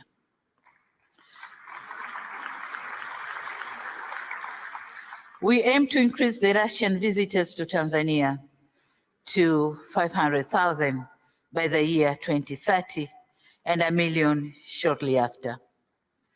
Fourth, as part of efforts to transform the agriculture sector and enhance food security, we have prioritized local fertilizer production to sustain our growing domestic demand. Since Russia is the world's largest exporter of fertilizer, Tanzania highly encourages establishment of the local fertilizer plants geared to serve the country and the region at large. Fifth, on the critical area of energy generation, Tanzania has huge deposits of uranium. Our main target is to use some of it in generating nuclear energy to meet the growing demands, which is expected to reach 8,000 megawatts by 2030 and subsequently 70,000 megawatts by 2050. It is in this context that Tanzania is advancing to nuclear energy as part of our long-term strategy to diversify our energy mix and support sustainable economic growth. To guide this effort, we have developed an ambitious national roadmap for nuclear power development, including the use of small modular reactors in our long-term energy strategy. And here, the Rosatom company of Russia has shown great interest, and we are under discussion with them. In conclusion, Excellencies, it suffices to say that the world is moving faster than that necessitates developing countries to keep the pace. We must go where the wind blows. Indeed, this is a time for partnership, clarity, and trust. Above all, it is a time for us to take charge and realize our full potential. In this situation, I dare say that Tanzania is open for business. Tanzania is ready for new ideas and innovation. Tanzania is open for collaborations with international partners. This meeting has been a useful platform for enriching engagement in such endeavors. We are confident that the outcome of this forum will contribute significantly to promoting greater partnership in trading and investment. Your Excellency, President Putin, permit me once again to reiterate my gratitude to you, Your Excellency, for the generous invitation to be part of this important engagement. I also look forward to closer and greater economic collaborations between Tanzania and the Russian Federation, as well as other international enterprises who are ready to work with us. Asante sana, spasiba bolshoi. Thank you very much.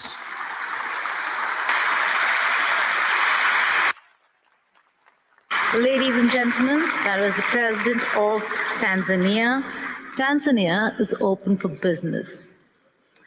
With that, I call upon our next speaker, Honorable Vice President of the People's Republic of China, Honorable Han Zheng.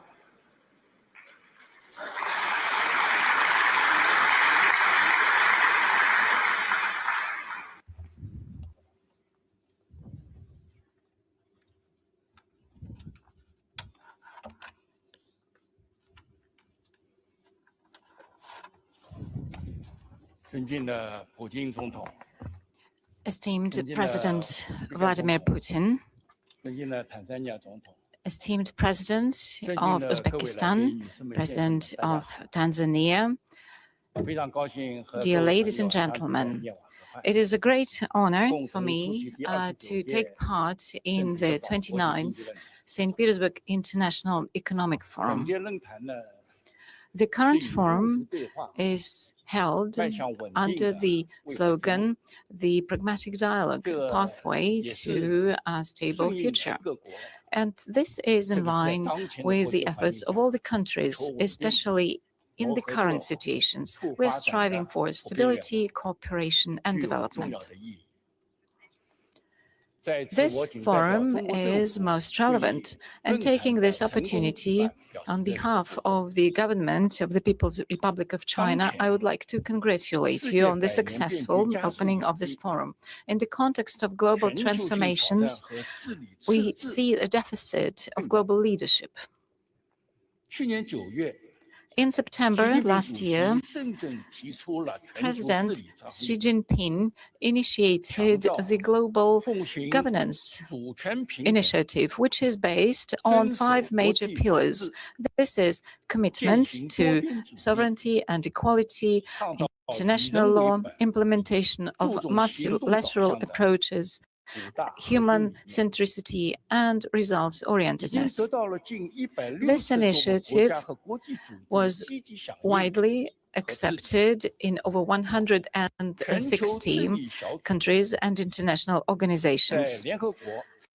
And the Global Friendship Club under the aegis of the United Nations is demonstrating that this pathway is a way forward to the development and cooperation. China was an initiator of this principle, and with our practical steps, we unite parties in order to promote reformation of the system of global governance. Ladies and gentlemen, dear friends, implementation of the initiative on global governance requires combined efforts of the international community. Being the leading world powers and the permanent members of the Security Council, the United Nations, China and Russia have an important mission in transformation of the system of global governance.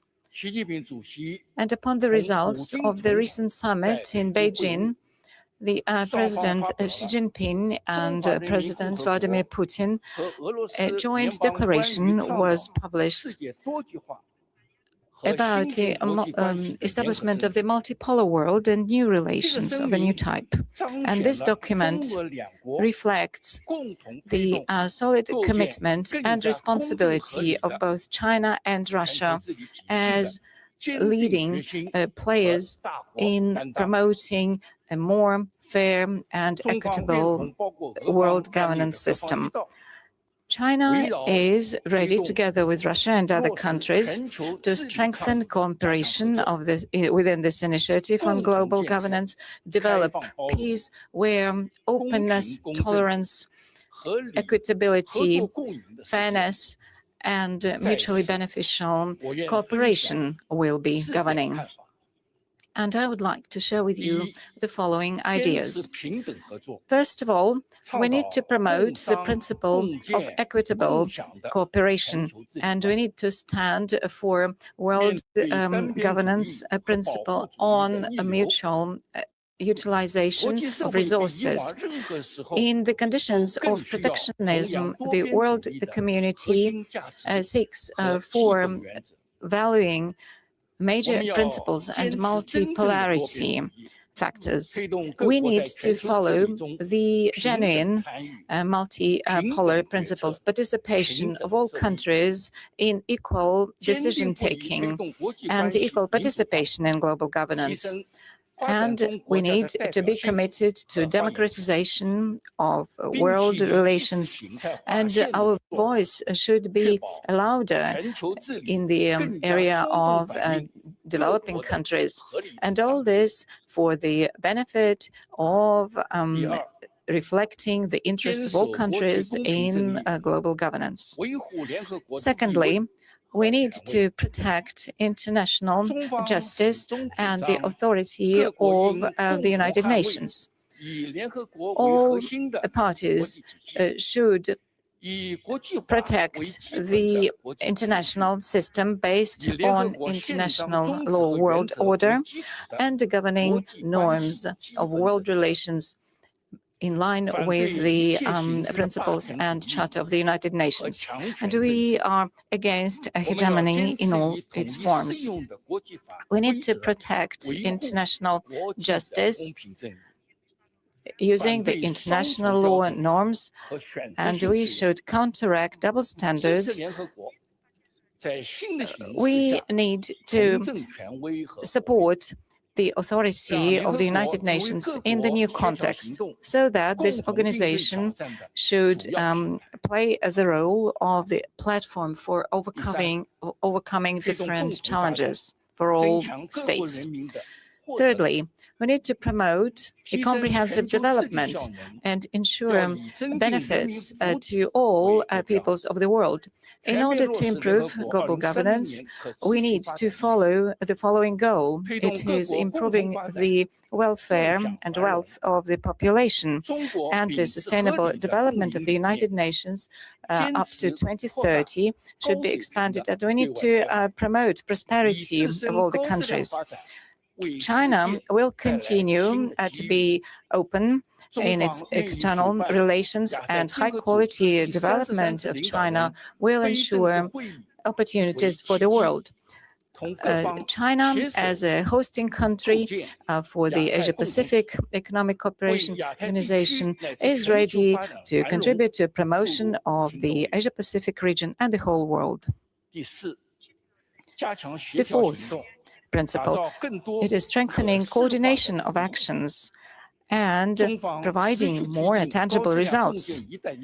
China has been committed to the Belt and Way Initiative development and takes an active role in the SCO, BRICS, and other integration associations. And we promote the international cooperation in such areas as artificial intelligence, climate change. China is also a co-founder of the International Organization on Mediation, together with over 30 states. it is necessary to coordinate international actions with an emphasis on bringing together strategic objectives and political coordination of different countries, also under the international state, in order to form a very powerful force to counteract world challenges. Ladies and gentlemen, dear friends, this year is the first year of the 15th five-year plan in China, which includes the huge plans of China development for the coming 5 years, and also it opens up horizons which are mutually beneficial for China's cooperation with all countries of the world.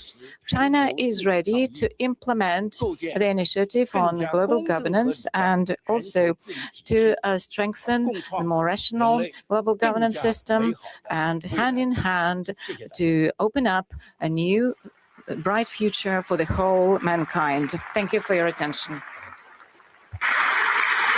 Thank you so much. That's the Vice President of the Chinese, People's Republic of China. Excuse me.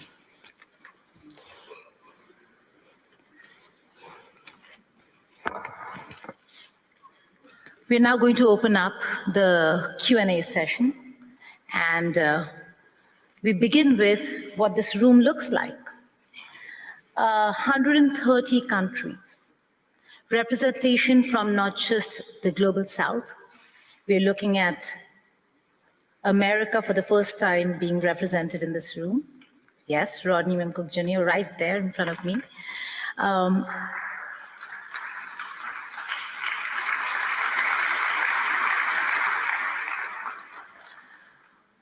This is also a year where Saudi Arabia is the guest of honor, and so we have the Minister of Energy of Saudi Arabia sitting right there.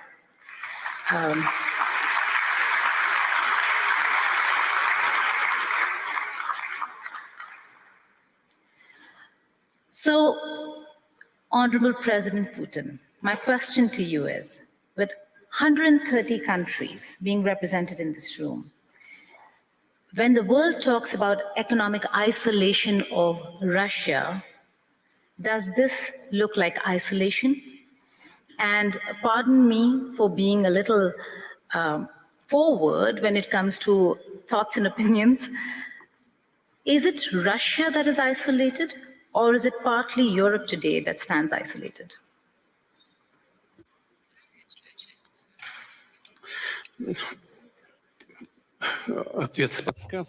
Well, you have given me a hint what I should include into my answer.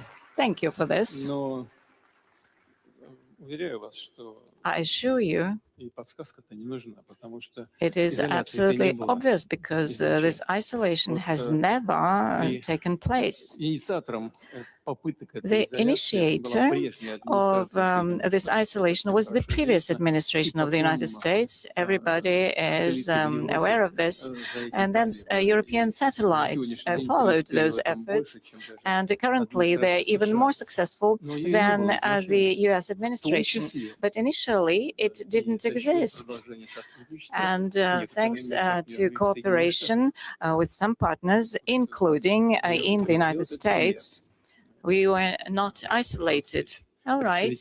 Here, we have representatives of one energy company, and the previous US administration was trying to fight our LNG project.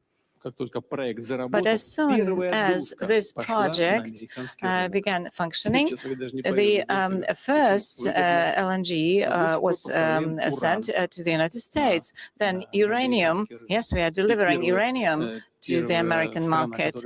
And the first country in terms of the volume, yeah, it is an American company. Then there's an international company with participation of the European and American capital. And the third one in terms of volume is a Russian one until now. All right, so everything is functioning.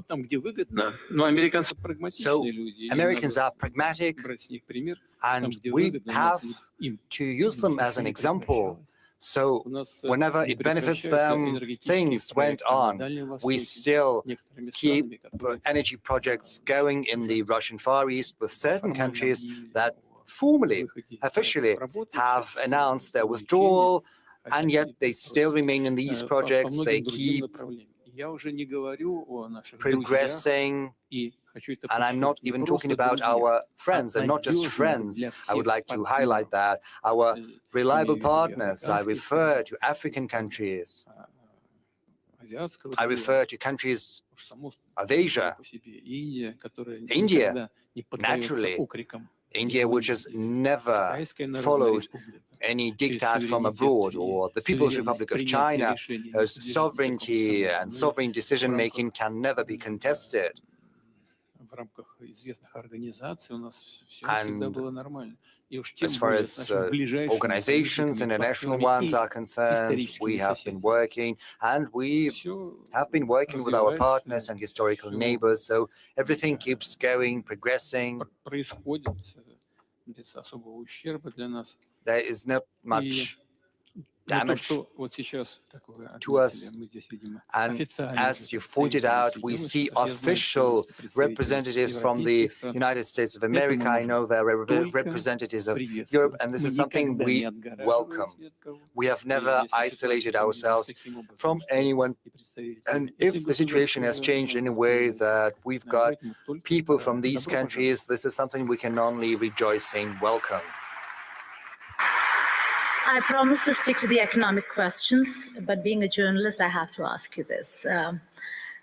The Ukrainian President Vladimir Zelensky wrote an open letter, and he's not just offered direct talks. In the same breath, he's also directly threatened you and has called this your war. I'd like to quote him, if I may. He says, our long-range drone paid a visit to your forum in St. Petersburg, covering a distance of more than 1,000 kilometers. He says, this war is your personal choice, a war without a real cause.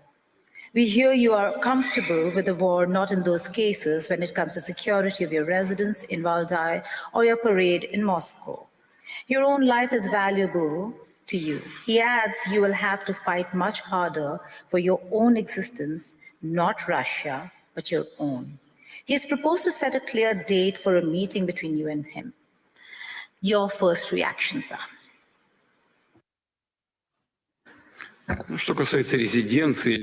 Well, as for my residence or parade, this is not my personal business. Besides, they had provided some information beforehand, and they said, we knew you wouldn't be at the residence. The question is why they did that in the first place. My press secretary is a spokesperson.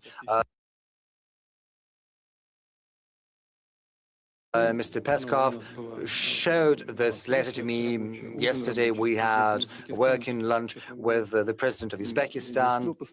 Truly, I didn't have a chance to look in detail. Peskov has told me about this letter once again this morning. I had a glance at it, skimmed it over. So there are several things I paid attention to. First, the author of this letter mentions my age. What can I tell?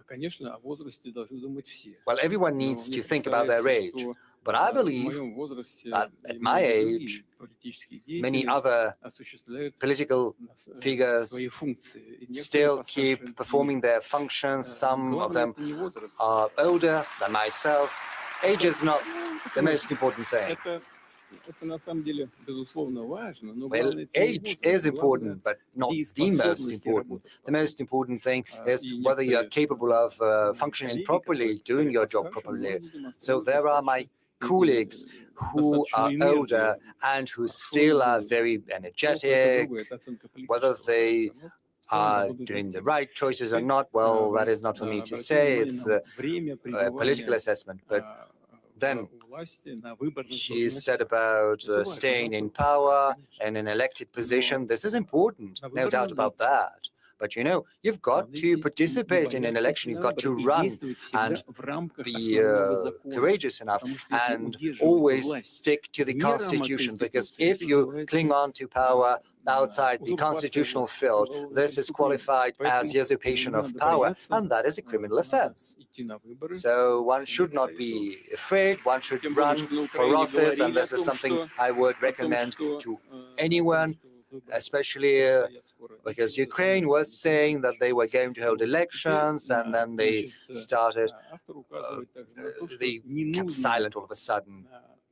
The author of this letter says that the commitments achieved in Anchorage should not be observed. Moreover, he said that the search should be carried out for true guarantors of agreements between Ukraine and Russia, and they should be searched for in Europe. Well, reliable guarantors are always a welcome thing. But why would they deny the American administration this honor, and President Trump in particular? I don't quite understand. They do want to get weapons from the US. However, they do not want to see the administration of the US or President Trump as a guarantor. And this raises questions. We saw Donald, instructing, scolding the author of the letter. He pointed out about the way he dresses. Sometimes, asking for blood is probably something you can do, but not everywhere. It's not always proper. Now, as for the manners, as it were, on the whole, I would like to thank Donald for this work. It's useful, but there are other things that still need to be done. This has to be continued. And now, on to the most important thing. The Ukrainian side has deemed it possible to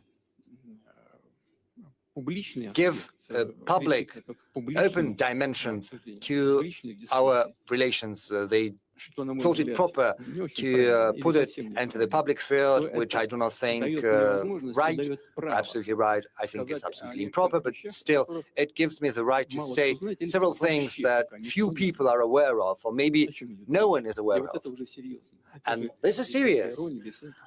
I'm not being ironic. 3 weeks ago, a representative of our business circles gave me a call, and he asked me a question. He said, "Mr. President, I've known this person for quite some time. We're not close, but I trust him. He is an honest person." He said, "Mr. President, I'm being invited to Kiev."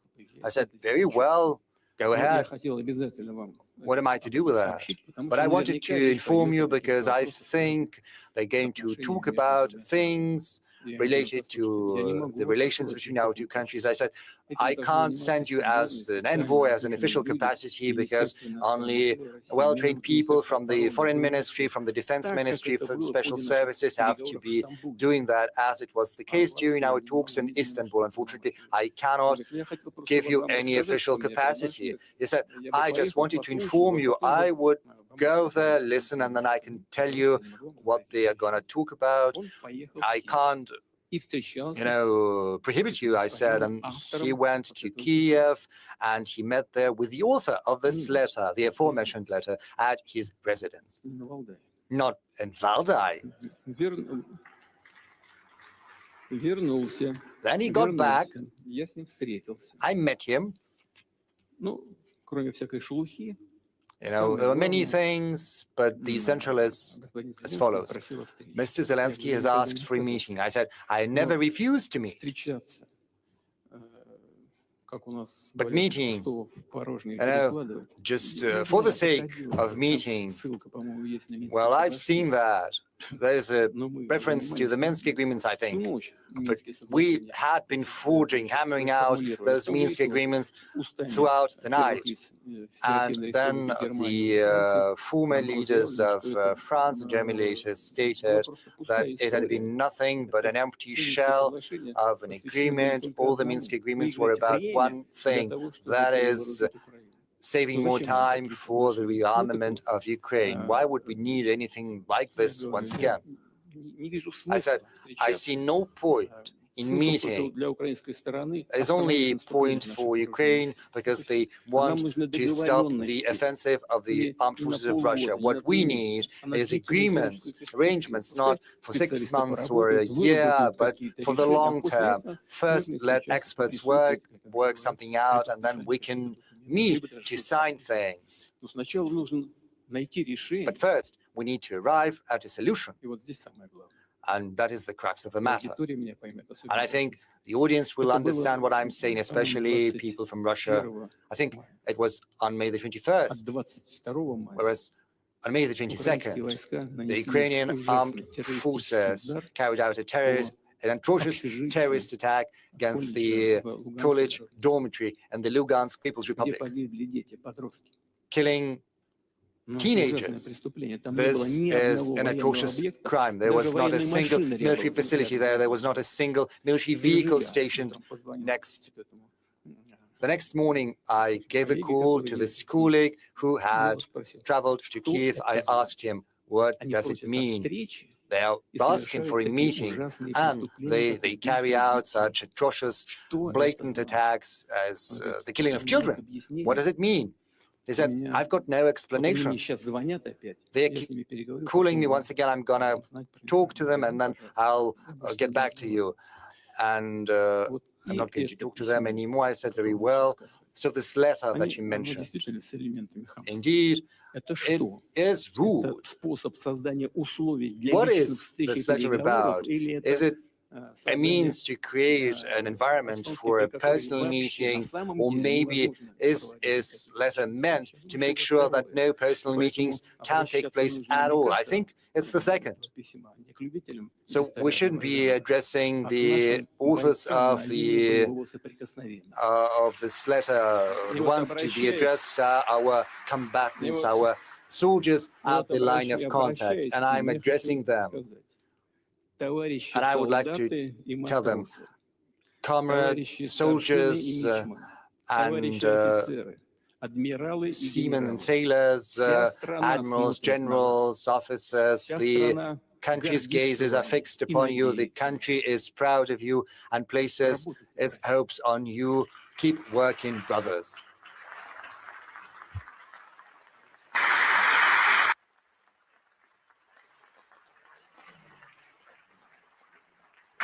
So I'll take that as a no, that you're not going to meet the author of the letter.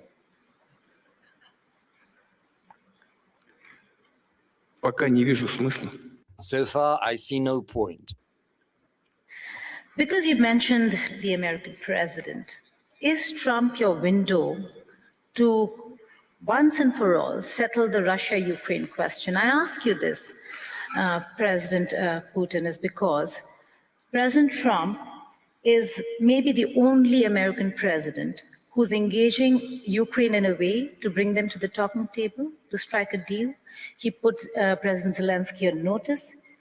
If it were Biden or Obama, this would not have been offered at all. Is he the window?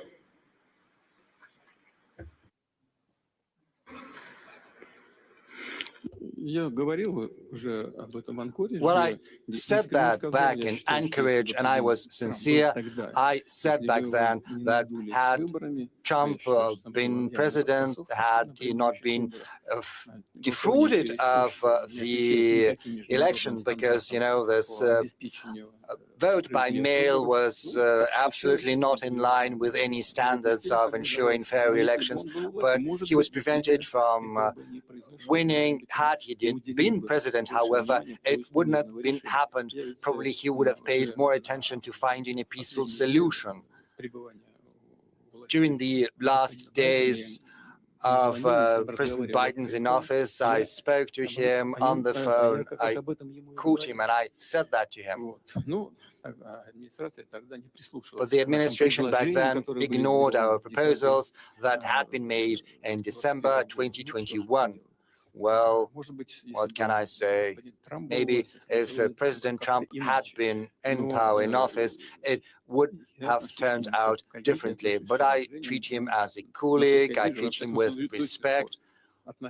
And so far as I can see, the current attitude of the administration is very much the same. We also have a personal relationship with President Trump, which is based on that respect. But certainly, key issues have to be resolved bilaterally by Russia and Ukraine, whereas our colleagues in the US and other regions of the world can create an environment and act as guarantors, and this is our assumption. President Putin, we are sitting and discussing this at SPIEF 2026. How do you really offer a stable economic future and invite investors to Russia when we're looking at critical infrastructure being actively targeted by Ukraine?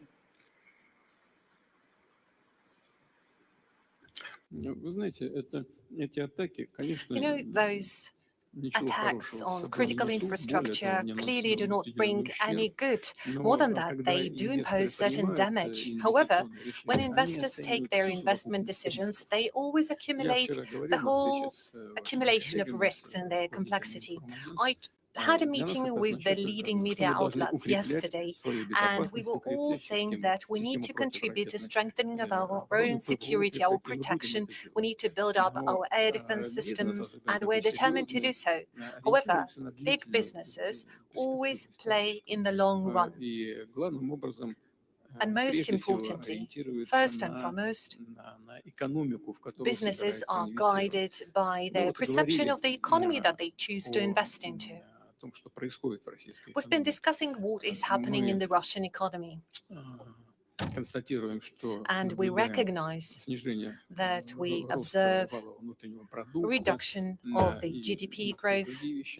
However, all of that is happening in a very conscious manner. Those are conscious steps we undertake to strengthen the foundation, the health of the Russian economy. The key macroeconomic indicators were intentionally pursuing the cooling down of the Russian economy.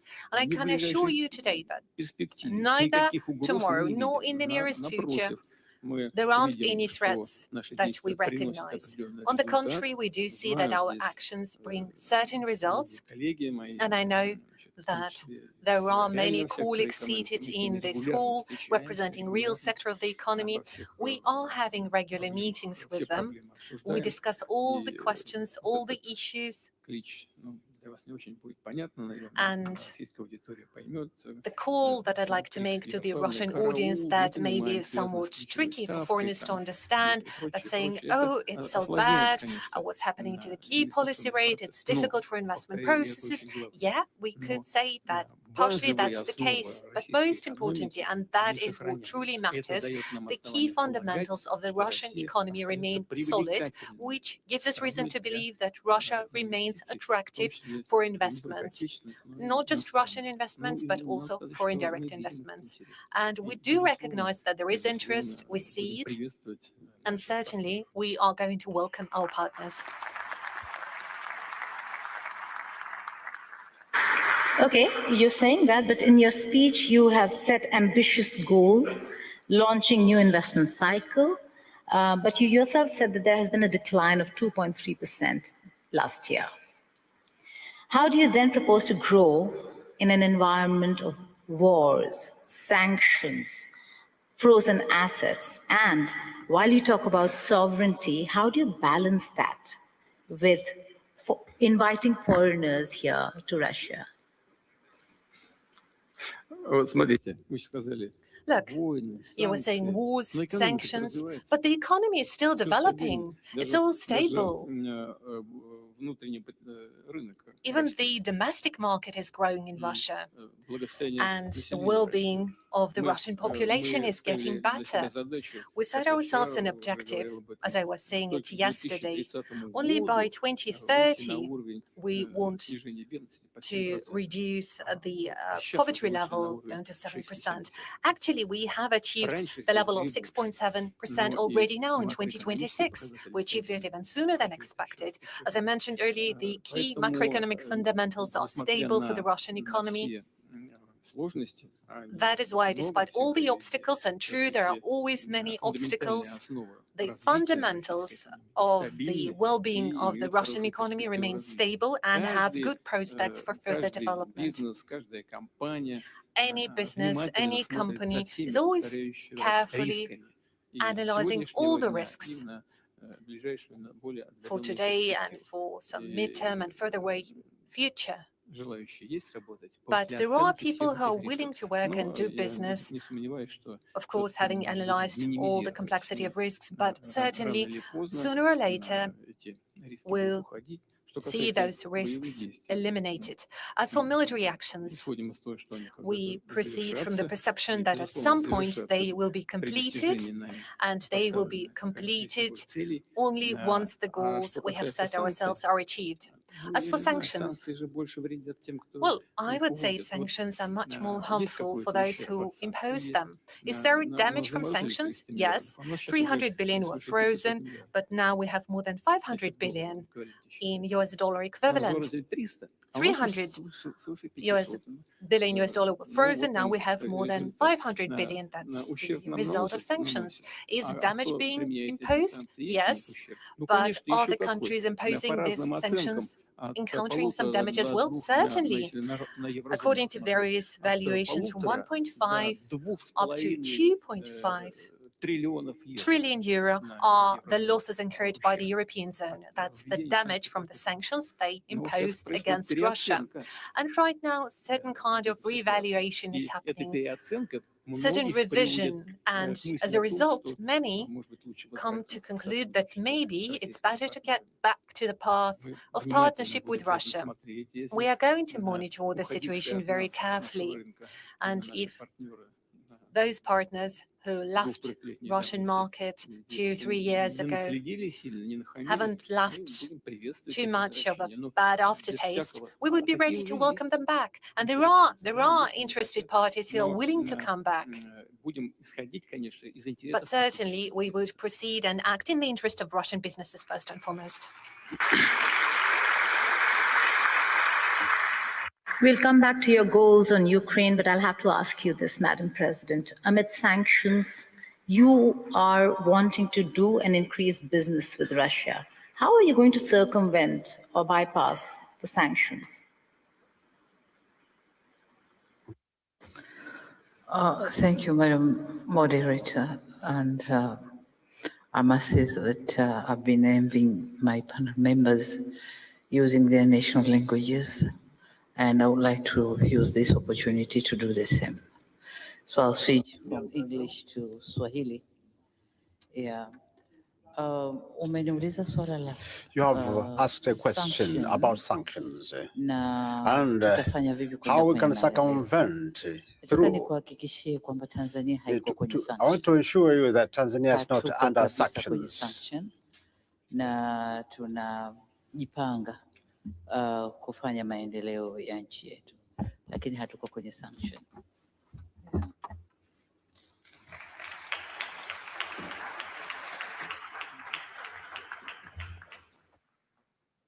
Okay. Coming back to the sanctions experience, President Putin, you spoke about goals.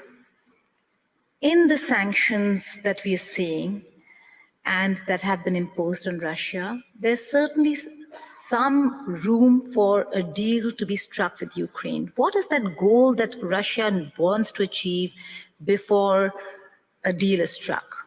And what are the red lines here?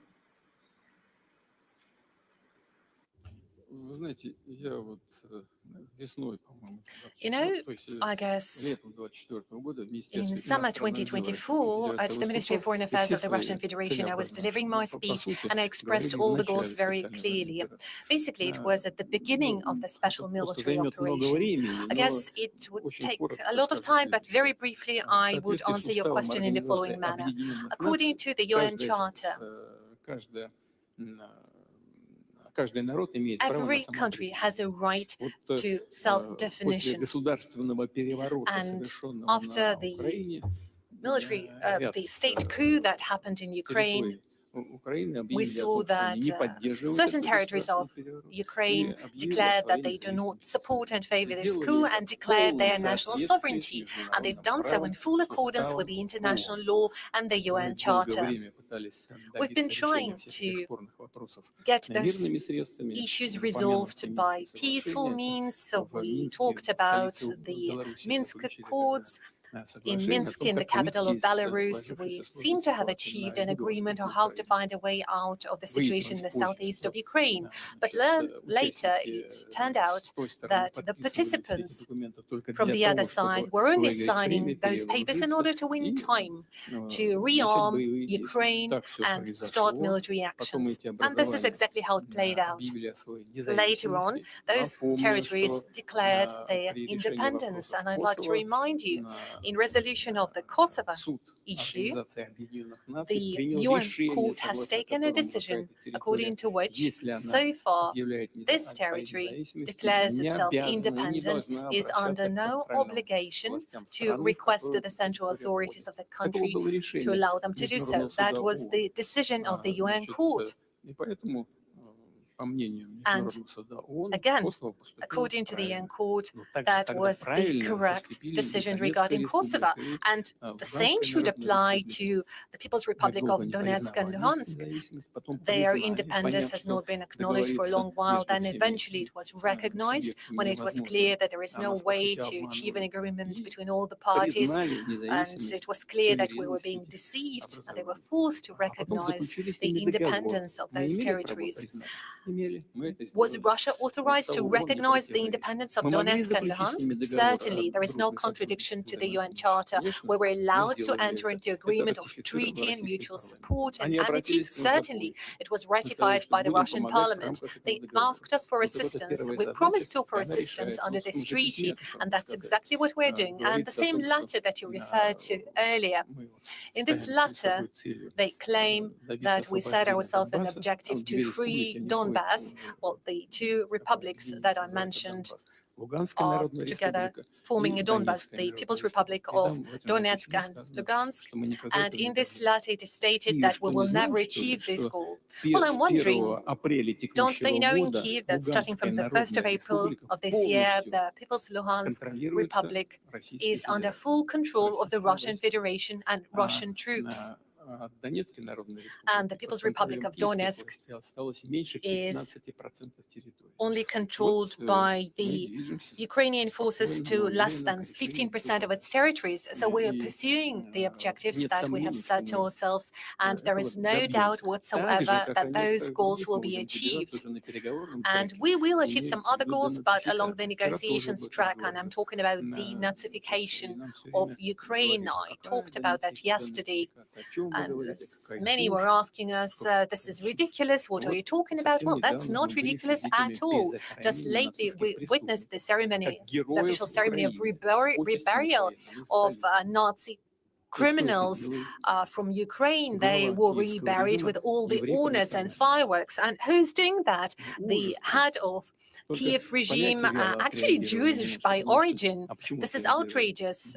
Only Polish reacted. Why? Because primarily Jewish, Polish, and Russians, of course, were destroying by millions during the Second World War. And we must never forget that. That is a huge part of the tragedy called Holocaust. Just think about it. Millions of children and women were killed, burned alive, and those criminals are getting their reburial ceremony with all the honors, and the head of Kiev regime is present there, saluting them, turning the Nazi criminals into heroes. And this is what we are fighting against, and we count on the support of the international community.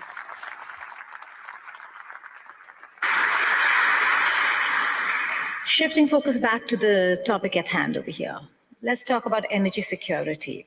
President Mirziyoyev, it is during these wars and conflicts that countries have realized the need for energy security, the need for alternative energy resources and sources. And in that, Uzbekistan and Russia have just signed an agreement for a nuclear facility.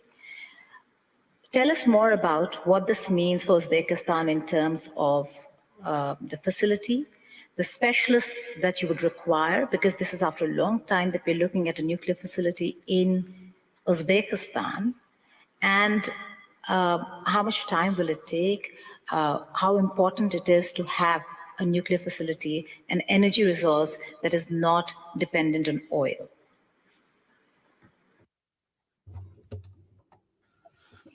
Thank you very much. In fact, this is a strategically significant project because any country needs to ensure its energy security, and we are going to double the demand for energy in 10 years in Uzbekistan.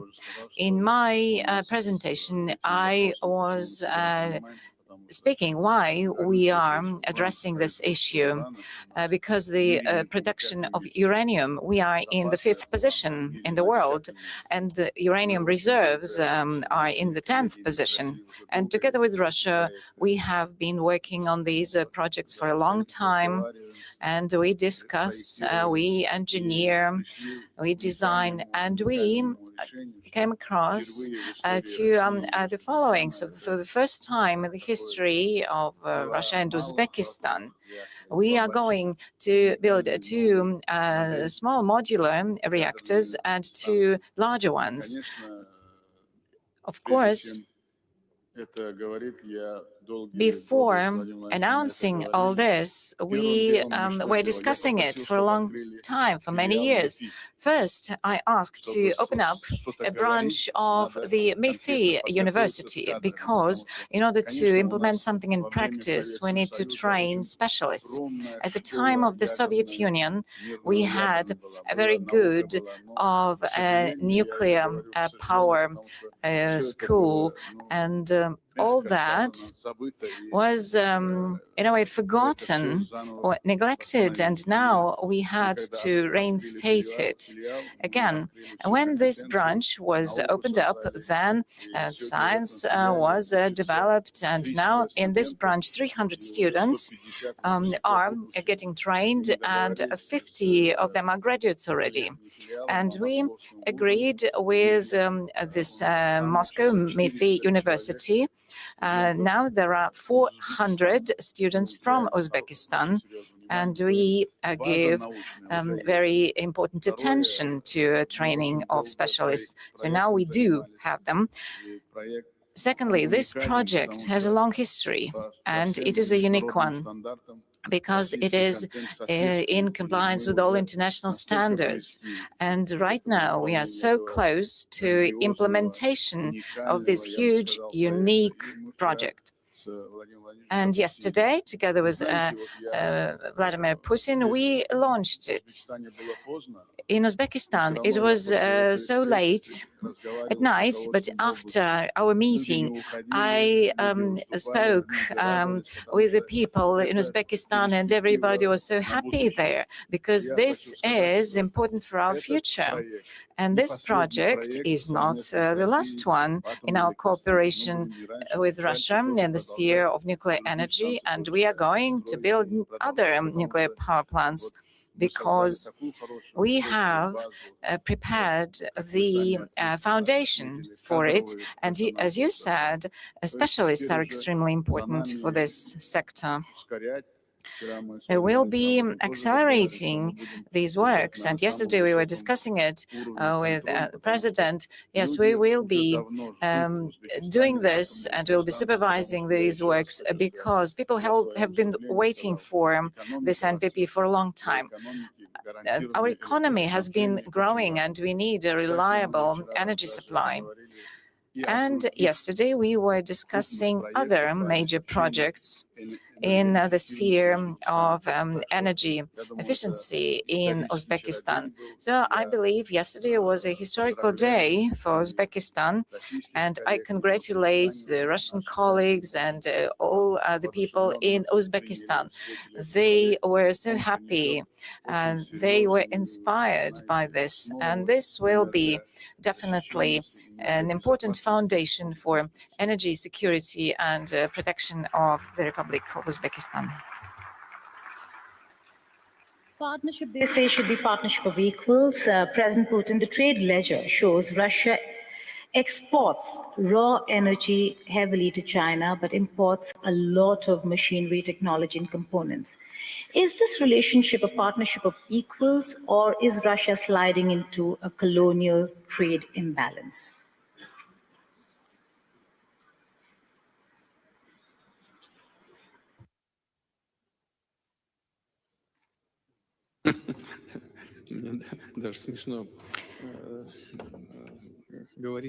Right. We are in equal partnership with our Chinese colleagues and partners. Moreover, the share of our high-tech export to China is increasing.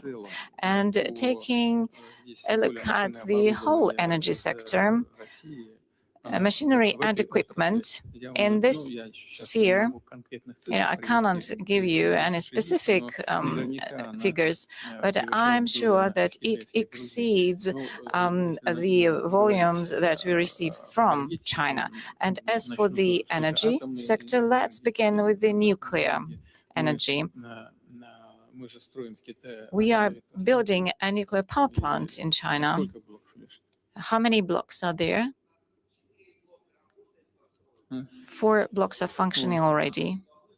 So 4 blocks are functioning already, and 4 are under construction.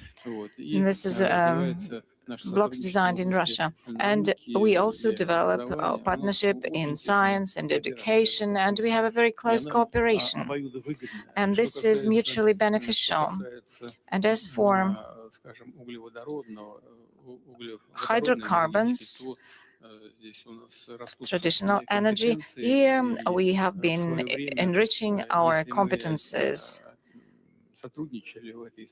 And we were partnering with international partners, mainly they were from the United States, but now we're expanding our capabilities in these spheres. And here we have representatives of major companies of Russia, and you can discuss it with them. They will be happy to share with you their vision. Of course, China is our reliable partner, and we work with Chinese companies. We share information, data, technologies, and we are going to continue this. And I also would like to put an emphasis on the following. Cooperation with China is mutually beneficial, and we are doing it equitably, on equal terms. Okay, then let me invite Vice President Zheng. The fact that there was a recent meeting between the 2 heads of state of Russia and China, which drew a lot of international attention. Please throw some light on what this relationship is all about and where it's headed.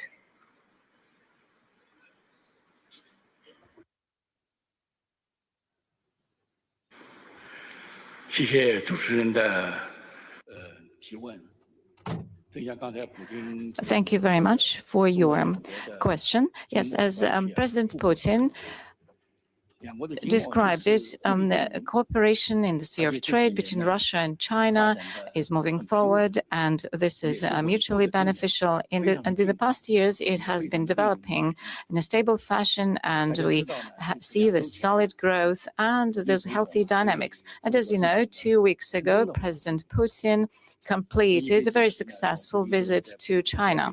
And President Xi Jinping and President Putin had negotiations in Beijing. It was on development of bilateral relations in different spheres, and in the track of trade and economic development, lots of agreements were reached. And all these results, of course, they were of a great interest for the whole world community. And all mass media were covering this. And I would like to touch upon 3 major points. As I said in my presentation, China and Russia, they are big states. We are neighboring countries, and both countries are permanent members of the Security Council of the United Nations. And development of relations between Russia and China and deepening of these relations and mutually beneficial cooperation in all spheres have demonstrated that this is promoting the development and growth of both of these countries, and it also improves the well-being and wealth of both countries. At the same time, it also helps us to contribute important stability and resilience in the modern world. Secondly, I know that you give great attention to our practical cooperation, and it is not against any other third party, and it is not impacted by anything from the external. Ms. Moderator asked a question already, and you mentioned that, yeah, our future development under the leadership of President Xi Jinping and President Putin, this is a strategic cooperation and partnership. It has been developing for 30 years, and this year we celebrate 25 years of the neighboring relations and friendship treaty, and we have been moving forward, and we are enriching our relations with this new substantial meaning, and this does not only improve the well-being of the populations, but it also supports the stability and peace in the region and the whole world. Thank you. Please go ahead, sir. You know, right after your question, I looked at the audience, and here there are presidents, leaders of our major energy companies, and, you know, I'd like to draw attention to the following. Some of our companies, yes, they were relying on the achievement of different Western companies, mainly American ones. But when this oxygen was cut off, we began developing our own engineering centers, and they are doing very well in this respect. For example, Gazprom Neft company, I keep promising to visit their center, but I saw the information materials. There's an enormous progress that has been achieved.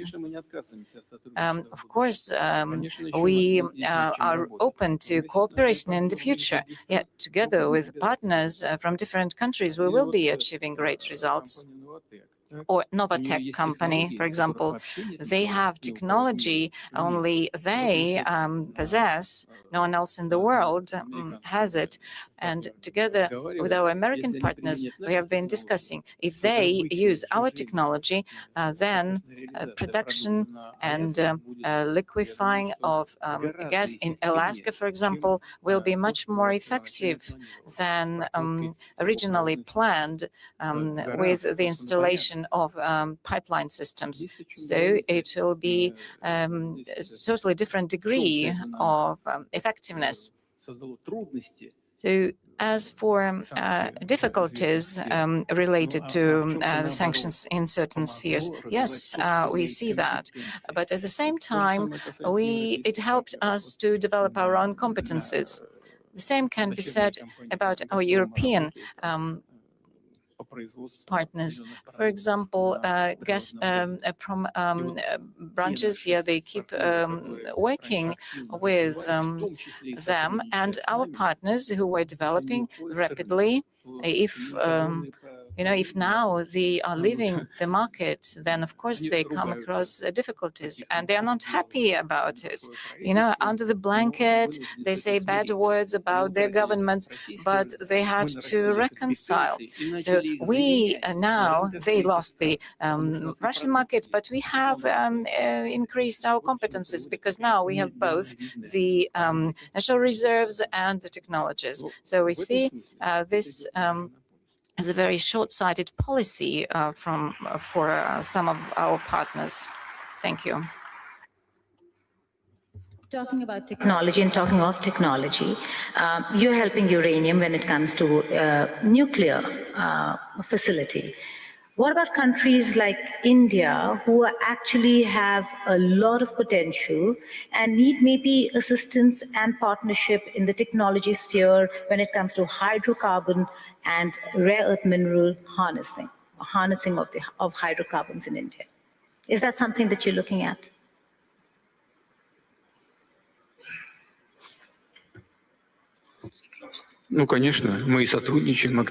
Yes, certainly. We are cooperating actively. Our company, Rosneft, is one of the biggest foreign investors into India's economy. How much is that, Mr. Sechin? 220 billion? How much have you paid for the oil refinery in India? 20 billion.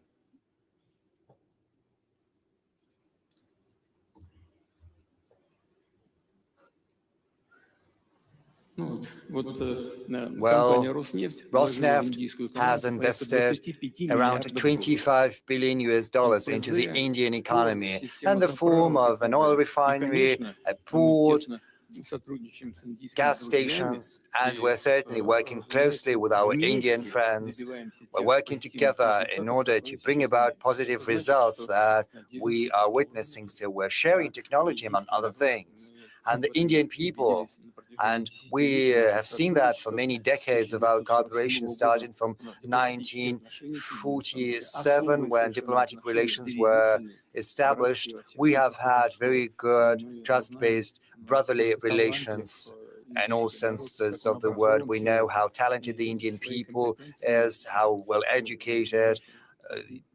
Indians have their great competences, which have achieved world renown, especially in coding and in other fields, in particular what you mentioned. Yes, naturally. Right now, Prime Minister Modi has had to introduce certain restrictions. He calls not to use personal cars, not to travel long distance due to what is happening in the Strait of Hormuz, what is currently happening in the Middle East, but the Indian government has nothing to do with that. But the Indian economy is suffering. But I think our companies did the right thing, and the Indian counterparts did the right thing when they decided to embark on this path of close cooperation. Because right now we are trying to extend a helping hand and give our shoulder, increasing supplies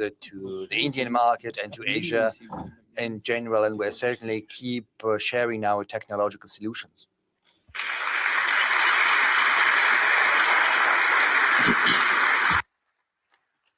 You spoke of the war, so I have to ask you this.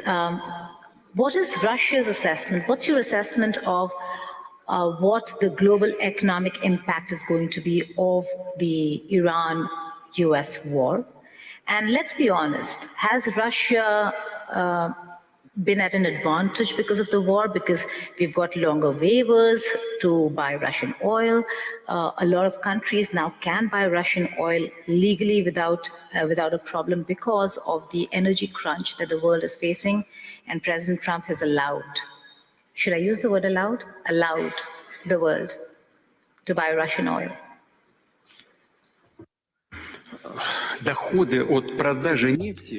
oil and gas profits have always been important for Russia, accounting for a significant portion of our overall GDP as well as the budget revenues. But the dependency of the Russian economy as well as the Russian budget on oil and gas revenue has decreased significantly over the recent years, not during the sanctions period, but overall during the recent period.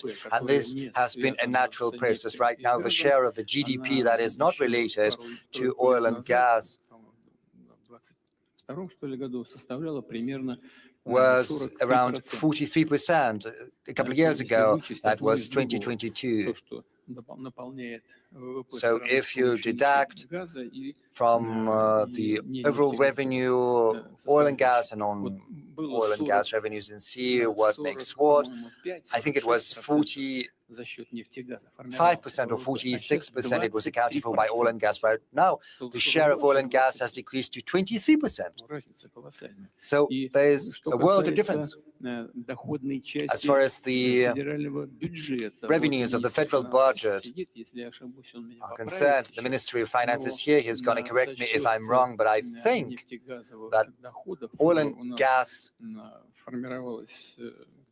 used to account How much was that, Anton? Right now it's 20%, but how much did it used to be? It was 50% accounted for by oil and gas revenue, whereas right now oil and gas, and the minister is going to confirm that, account for as little as 20% of our federal budget. So I wouldn't go as far as to say that is of critical importance to us. So that's not as important. Even though it is still significant, 20% of the federal budget is still accounted for by oil and gas revenue. But just as for the rest of the countries, developing countries that have a rapidly developing economy, find other things more important. Of course, our oil and gas companies get certain preferences when long-term contracts are entered into, when the Russian oil price is going up. That has a positive impact on the budget. That's important, but what's more important is the market stability, because we are not only surviving on oil and gas, as I have demonstrated, we survive on the economic development in general. So if the world oil prices are too high, it has a negative impact on the part of the Russian economy that is represented by real production capacities, real industries. So what's important for us is that this price should be well balanced between the consumers and the suppliers, but most importantly, it has to be stable. The vice chairman of the Russian government will help me out if I'm wrong, but I think around 10% right now. Yes, by 10%, the oil supplies to the world market have decreased. Yes, the economy is in turbulence, the world markets are in turbulence, and this is not something we're interested in. What we're interested in is keeping our cooperation within OPEC+, with a view to stabilizing the market and decreasing its volatility. That is our priority, and this is the track we're going to pursue further.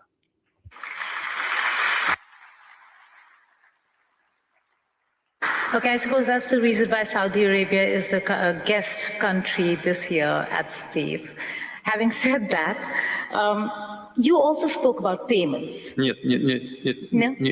No, not just because of that, because we're friends with Saudi Arabia, and we've been friends for many years, and we are happy to have the guests from Saudi Arabia. This is an energy partnership that the world will actually be looking at a time when we're faced with wars and conflicts, President Sir. But you spoke about payments. You spoke about concerns regarding payments. The fact that in a jiffy, in a moment, Russia not just can be sanctioned, but its assets can be frozen. Payments under SWIFT can be blocked, and you're left with nothing. In such a scenario, one, how do you tackle it? Secondly, why should any country then consider Russia as a consistent partner?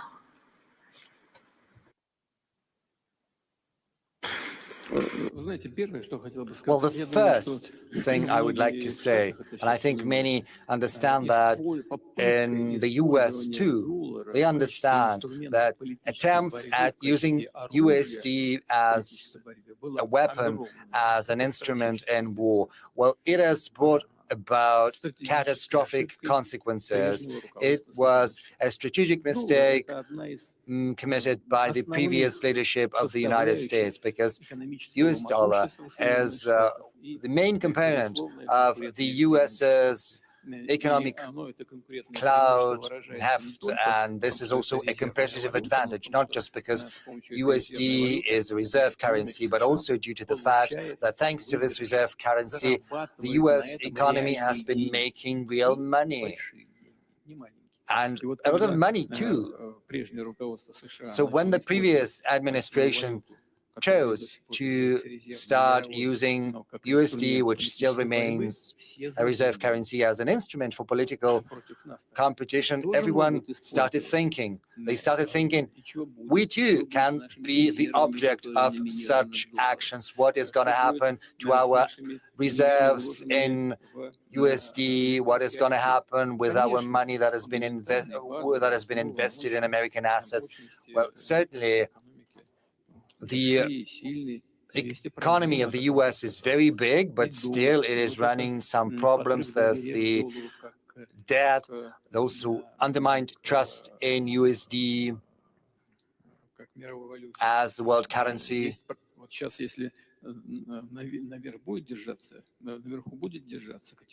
Right now, if the oil prices keep high, if the oil is expensive, it's going to affect the whole economic supply chain. And with a great deal of probability, this is going to have an effect on inflation rates in leading economies, in particular in the US economy. And inflation rate is the basic condition for the stability of USD, because it's not secured by anything. They had abandoned the gold standard in the past. What underlies the American economy is the reliability of the economy itself, the stability of the economy. And the main factor of that stability is low inflation rate. If oil prices are high, inflation is going to climb up, and this will endanger the basic premises of the American economy. These are the consequences, and we want to avoid that. We want stability in the sector, and this is something we're going to seek.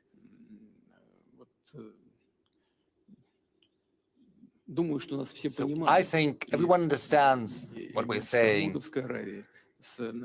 So with Saudi Arabia, with our friends, with the Crown Prince, we are doing what we can in order to strike the balance between the interests of both suppliers and consumers. And so far, we have been successful. And we are immensely grateful to the Crown Prince and to all of our friends who are working in this field. Maybe we could give a chance to our guests to say a couple of words. That would be interesting. I understand this would be breaking the traditions of this session. It's always fun to break traditions, President, sir. Is there a mic that can go to our Honorable Minister? We'll arrange for a mic. Meanwhile, can I just take a question till the mic comes? Yes, sure. Go ahead. Okay, so we're waiting for a mic for the Minister of Energy to speak and respond to President Putin.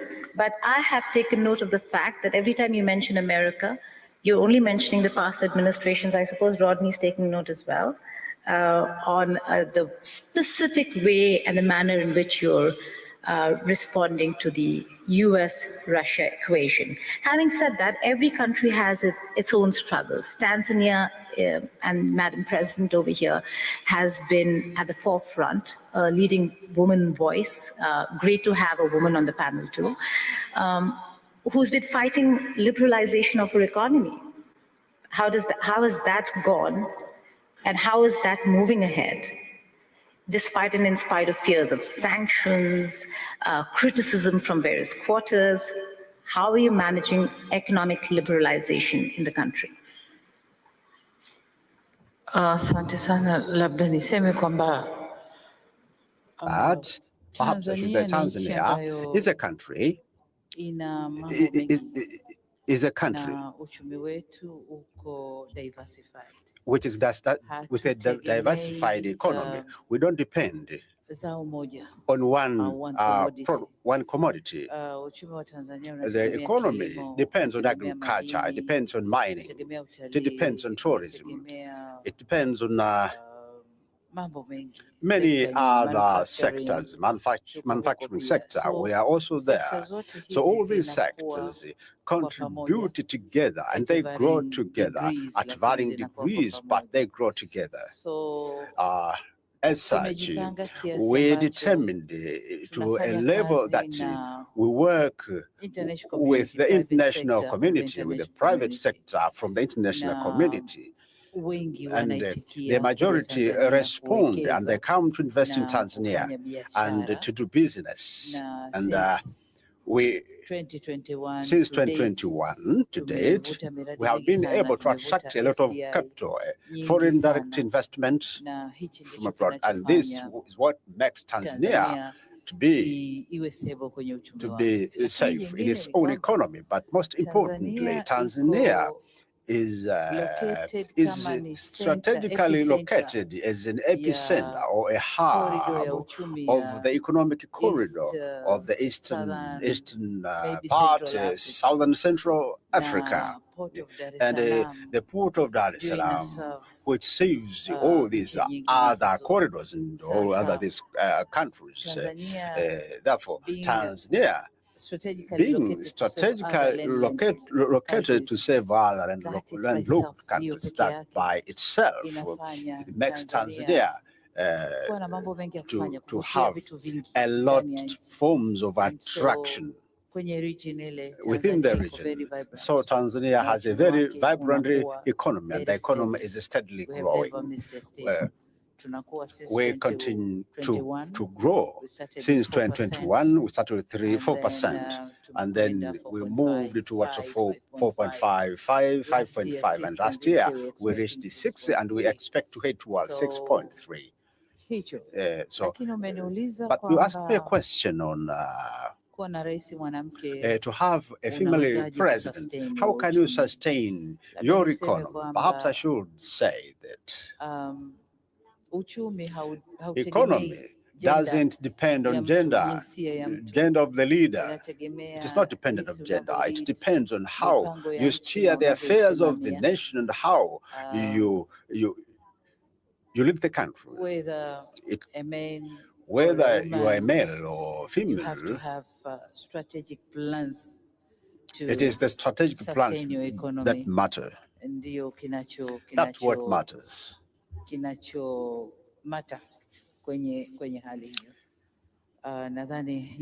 I think I should respond that way. Thank you.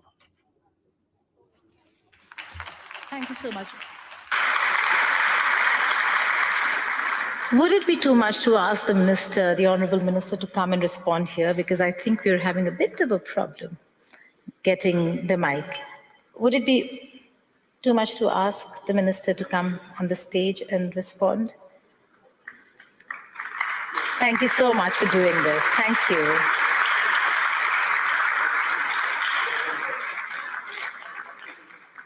Oh, the mic has come, sir. The mic has come.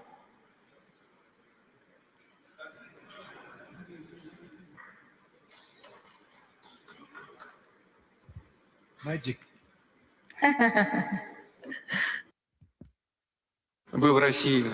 Well, that's because you're in Russia.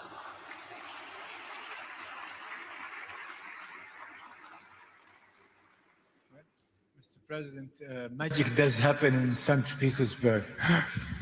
So I'm very grateful for giving me the opportunity.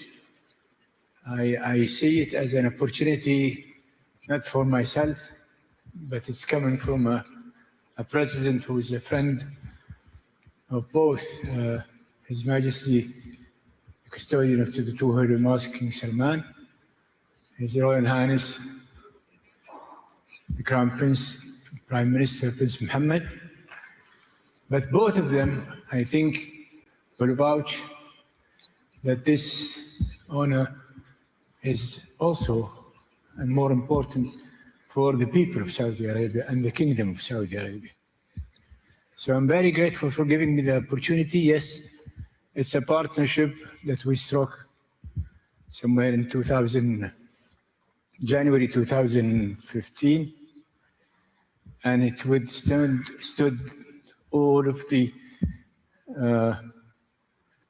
situations that this world had endured, from COVID to all of these storms and winds and whims of the world. And even today, we're going through so many crises in many places, in different places, with different causes. Yet, we're weathering all of these storms with a diligent commitment to each other as partners, that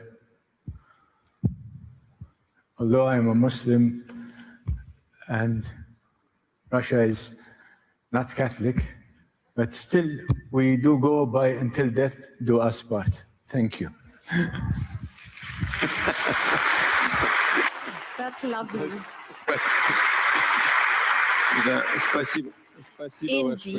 Indeed, thank you very much, Your Excellency. But I have to draw your attention to the fact that from 10 to 15%. Yeah, I'm just waiting for you to put on the headset. Your Excellency, I would like to draw your attention to the fact that from 10 to 15%, actually up to 15% of citizens of the Russian Federations are Muslims. And they don't have any other home country. Russia is their home. They proudly call Russia their home.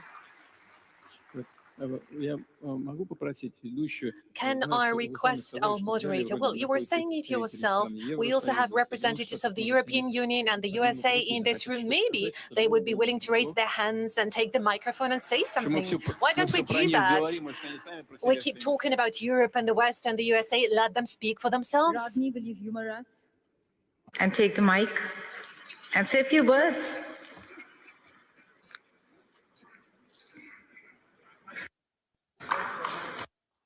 Oh, I see one hand raised over there. Yes, please. Perfect. Please come ahead.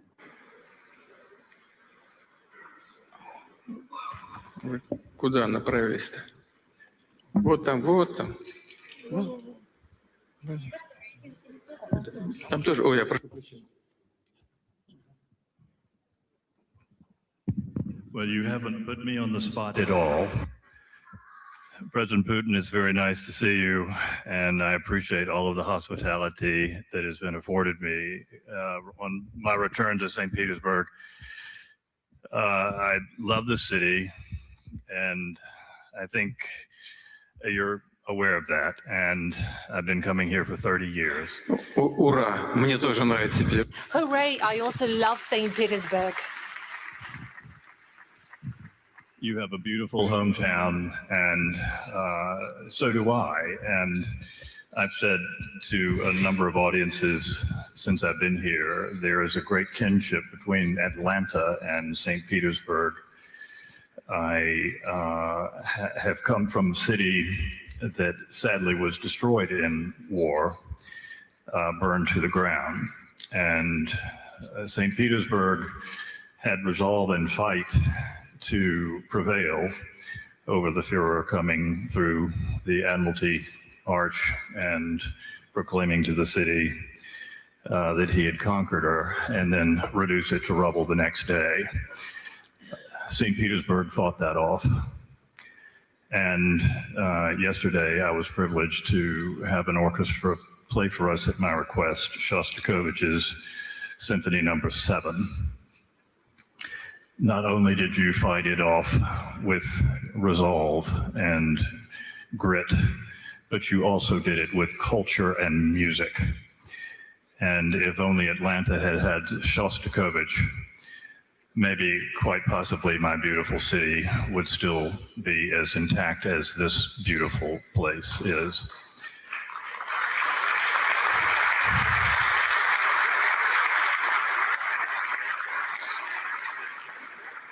I do give a good hello from your friend, President Trump, and I am encouraged by everything that has happened since I've been here, Mr. President, and I appreciate the offer to speak. And we have a lot of ideas to talk about between our two capital cities in the next week. Can I ask you a question, Rodney? You may ask it, but I'm not sure I'll answer it. That's all right. Are you taking anything back to DC when you plan the ballroom? Explain your question a little bit better. Have I learned more from St. Petersburg architecture about the ballroom? No. Will you be inspired while creating the ballroom in Washington, D.C. at the White House? I have already been inspired by St. Petersburg ballrooms in my lifetime and have done a lot of work in your cathedrals and your palaces. So the answer is yes.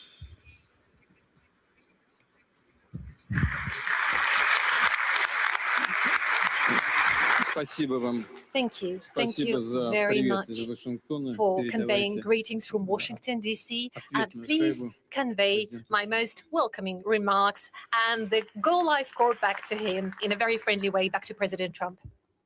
And thank you very much indeed for your kind words. They indeed are very well taken. Thank you for your kind words from the bottom of your heart that you expressed about St. Petersburg. I have some very tough questions to ask, but before that, we had opened the floor for our European friends here. And there, that lady over there. Can a mic go to her, please?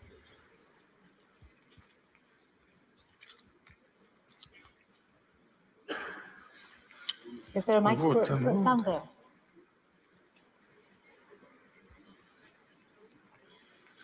Туда, пожалуйста.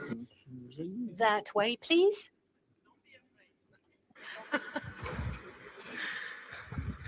Hello, Mr. President. Hello, everybody. Hello, Mr. Slutsky. My name is Diana Jovanovic-Șoșoacă, and I'm a member of European Parliament, and I'm from Romania. And I think I'm the only Romanian here.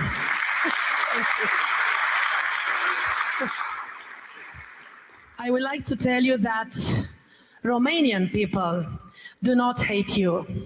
Romanian people want peace with Russia. We don't want that to help Ukrainian. We don't want to give them money and arms, but unfortunately, Romania is leading from Brussels.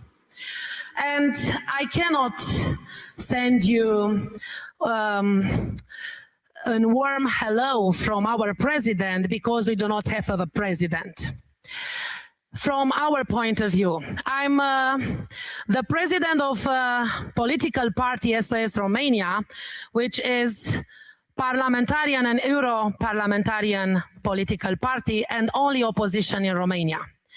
And Mr. President, I would like to tell you that I was senator in Romanian parliament in 2023, I think, when Zelensky wanted to talk in my Romanian parliament. And I didn't let him, and I get him out of Romanian parliament.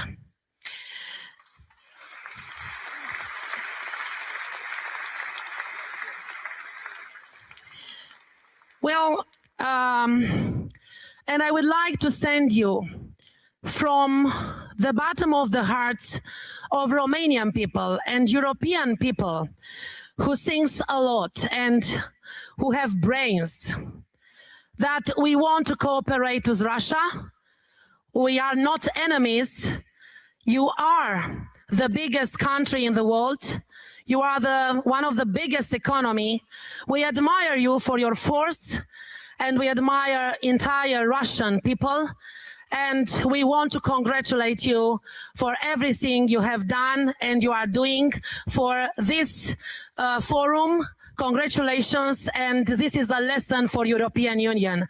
I hope in a short time we won't have Ursula von der Leyen as the president of European Commission. Thank you so much.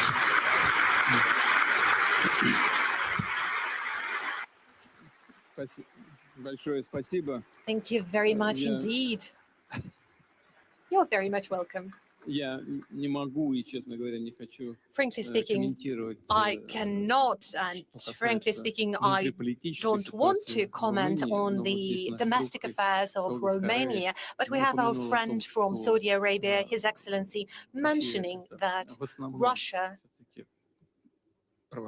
is largely an Orthodox country still. Well, Romania is also Orthodox. So my request is, please convey the warmest greetings and best wishes to all Orthodox people in Romania.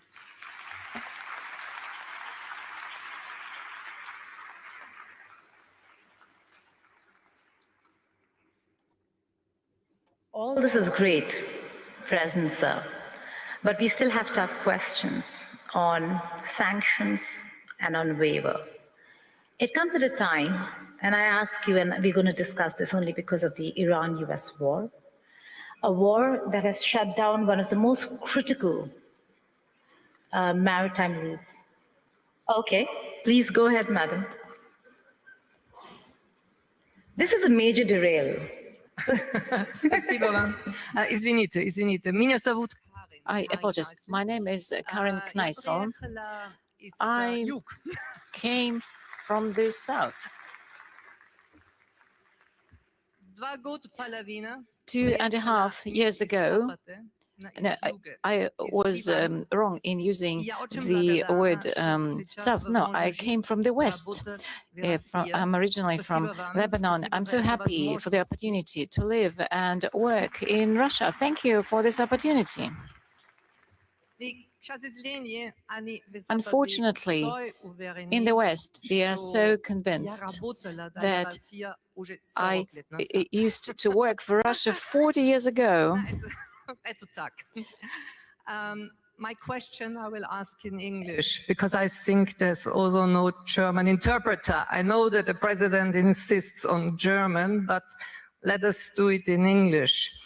Mr. President, my question is, on the modern warfare of drones, which have created such a horrible distance between, let me say, the perpetrator. I don't want to say the soldier because it's not always a soldier. And the target. There is now a sort of technical artificial distance, which is creating a new form of cruelty.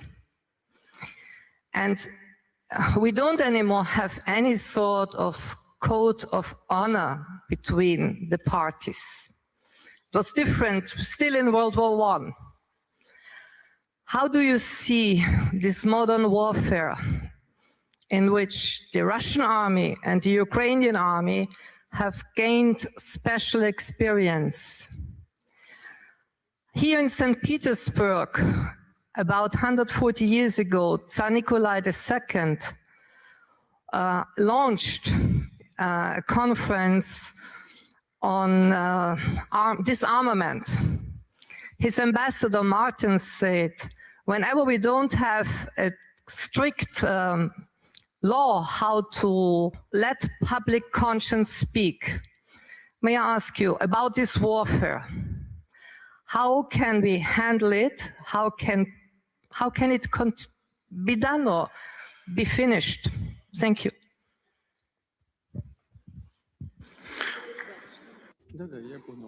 Yes.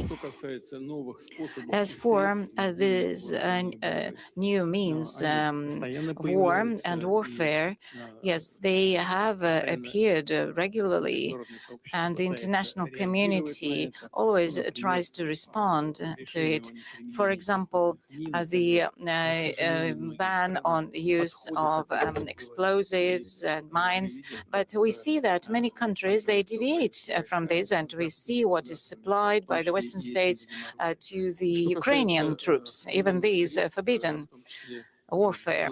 As for these drones and UAVs, yes, this is the new reality. And mainly, of course, they are supplied to Ukraine from the Western states. In Ukraine, they are only assembled, although it seems that they try to engineer some of these drones themselves. They're not very successful in that.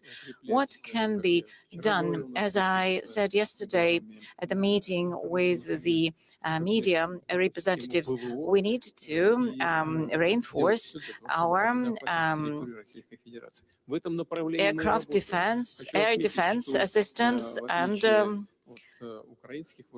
do everything possible in this respect. And unlike the Ukrainian troops, we have the whole range of technologies and resources for developing this. We have schools, we have training centers, we have a developed industry. And it is an opportunity to implement all the plans we have set for ourselves. Our industry and defense science, they are actively involved in this, and they're able to ensure this capability of the Russian troops. And this includes this new warfare. If you ask this question, I should say that the parity in the combat field, we have preferences. They are having advantages in some areas, and this is true about long-range aviation and aircraft. I would say that if certain decisions are taken in a timely fashion, and if we increase our capabilities, then it wouldn't be a serious danger, because these are aircraft that can be dealt with. But now we see that there's new type of aviation. This can be curtailed. The other party, they don't have their own production of such hypersonic, for example, weapons and missiles, the whole range of them, and some other combat warfare other countries don't have, like the mid-range weapons like Oreshnik. We spoke about it many times, but I cannot but agree with you that if there are most dangerous weapons, especially dangerous for civilians, of course the international community need to start thinking how to limit and restrict its usage, especially against civilians. This is absolutely unacceptable. This is a humanitarian crime, but this is a topic for another discussion with the experts and representatives of international organizations. Thank you. Before I go to the war question, can I just take one question from Madam President here? You said 1 out of 4 will be African. By what? By when? By 2050.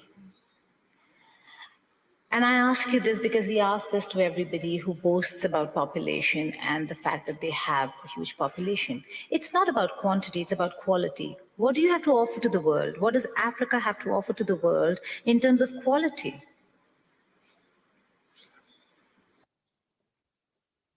Asante. Thank you. We have, as the African continent, we recognize the fact that during in this era, we're supposed to develop and to promote our human capital, to develop human capital. That's very, very important. That's critical for Africa. And that's what we are doing. Of course, we are doing it in varying degrees in each country, but we are doing it. For example, in Tanzania, for instance, we do have right now about 500 students in the Russian Federation. They are here, learning here. And in our discussion, we have in our discussion agreed that we'll get more opportunity to take our children to Russia for education, because we have new areas which are being unlocked. For instance, if we speak of a digital economy or digitalization of economy, we have to learn what is it. When we speak of nuclear energy, we also need to get nuclear engineers. We need to get all the experts who can work in that field. So development of human capital, that is the direction we want to take. It is critical to our development, but secondly, especially for Africa, it is to give the opportunity to women, because currently in Africa, the doors which were closed, they are now unlocked, they're opened, especially for us who have worked through the doors. We have the responsibility to develop others. An African girl to make sure that an African girl has the hope for the future and understand that she is the part of the nation building.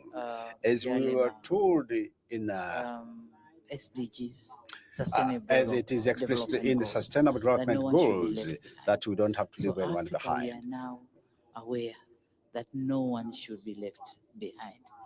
Take an example, a country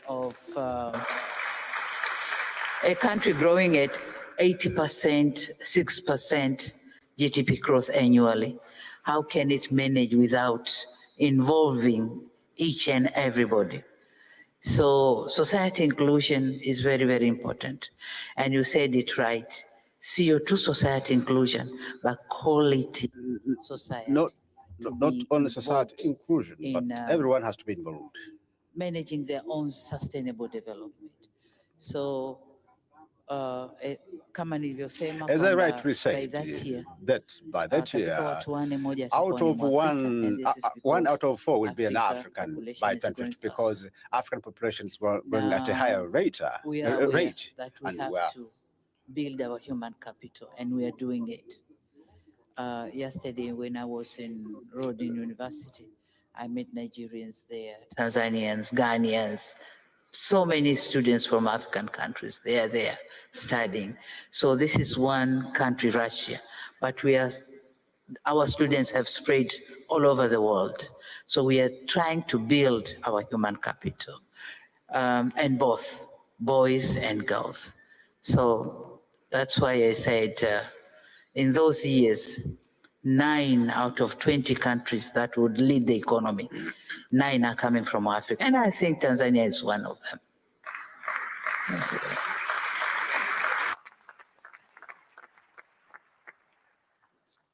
Now I'll go back to the war question, the Iran-US war. Strait of Hormuz blockade there is a real cause of concern, worry. How is Russia looking at it? What's your assessment and reading on the global impact it is having? Apart from the fact that, yes, Russia maybe has had a bit of an advantage, what's the assessment of the blockade and the attack on Iran?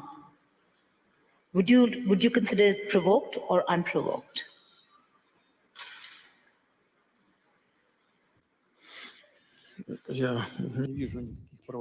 I don't see any provocations on the part of Iran.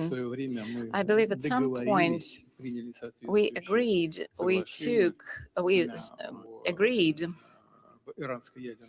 on the Iranian nuclear program, and everything was under control in the IAEA.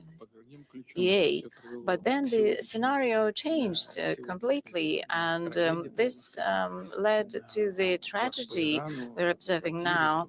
And this is attack on Iran, and there were civilian losses, so we know it very well. And the relations between the neighboring states aggravated, and we know this very well because we have very good friendly relations with the countries of the Gulf. And I kept saying this yesterday. And in our consultations with the colleagues from Iran, we keep saying that they should deter from striking on the neighboring states. But they give a very straightforward answer. They say, we have been attacked, our children are being killed, and all the leaders of the state were killed. What can we do? We are forced to respond in such a way. So from this perspective, yeah, the situation is not very simple. We have very good relations with Iran, with the Arab countries, and we are in quite a difficult position.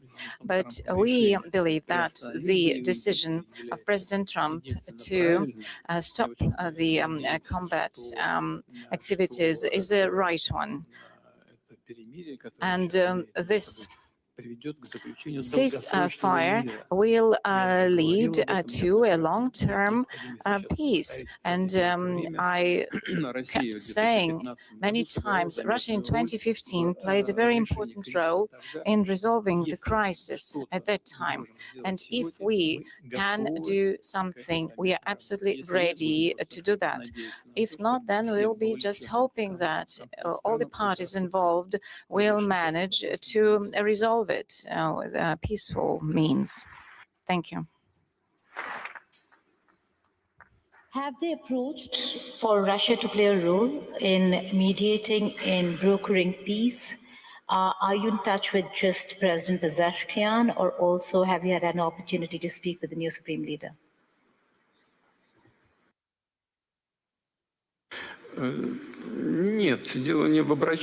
Well, this is not about them approaching us. You know, I think it was a year ago, or maybe somewhat later, but we reminded them of our cooperation back in 2015 when we took away the enriched uranium into the Russian territory. Back then, it led to détente, de-escalated the tensions. We said this is once again possible, and if all the parties involved are interested in Russia playing a similar role at this point in time, we are ready to do the same. We have the requisite technology available. And originally, I would like to say, almost all the parties involved in the conflict, both Iran, Israel, and the US, said yes. They said it was interesting, this could be considered. But then they started to toughen their requirements, and this has brought about the current situation. Our proposal remains on the table. We're not insisting on anything. Should the parties involved in the conflict arrive at a conclusion that this is a good proposal, we'll be happy to help. If not, we will simply follow the situation, and as far as we can, we will try to help alleviate somewhat the tensions around the situation.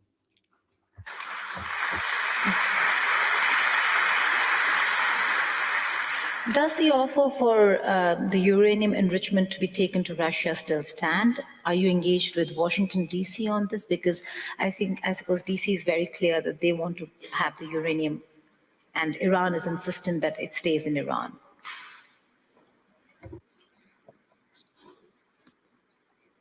We're in contact both with Washington and Tehran and with Tel Aviv as well.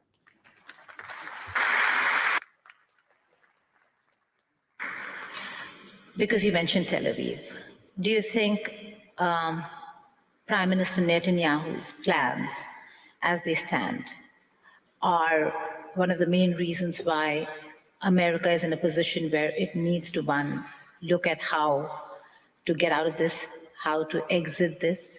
And do you think President Trump was misled?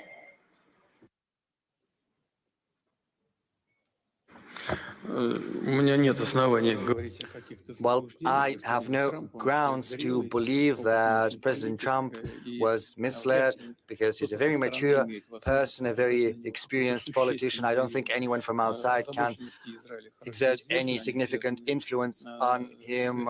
We know very well the concerns of Israel. They are related to their perception that Iran seeks a nuclear weapon, even though on multiple occasions before, Iran had stated, and it keeps stating, that it entertains no such plans, and we have no grounds to believe otherwise, because we have no proof that Iran seeks a nuclear weapon. But that said, Israel has these concerns, and the main problem around the situation is the lack of mutual trust between the parties.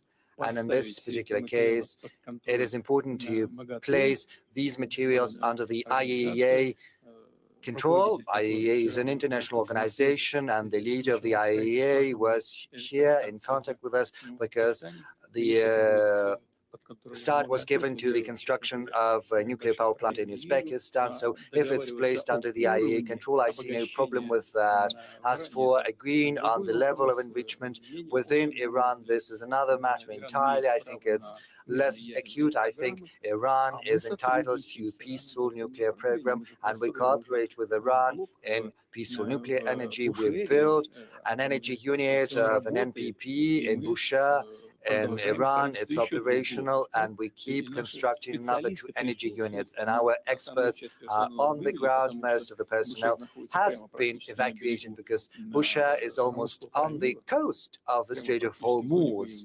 So basically within the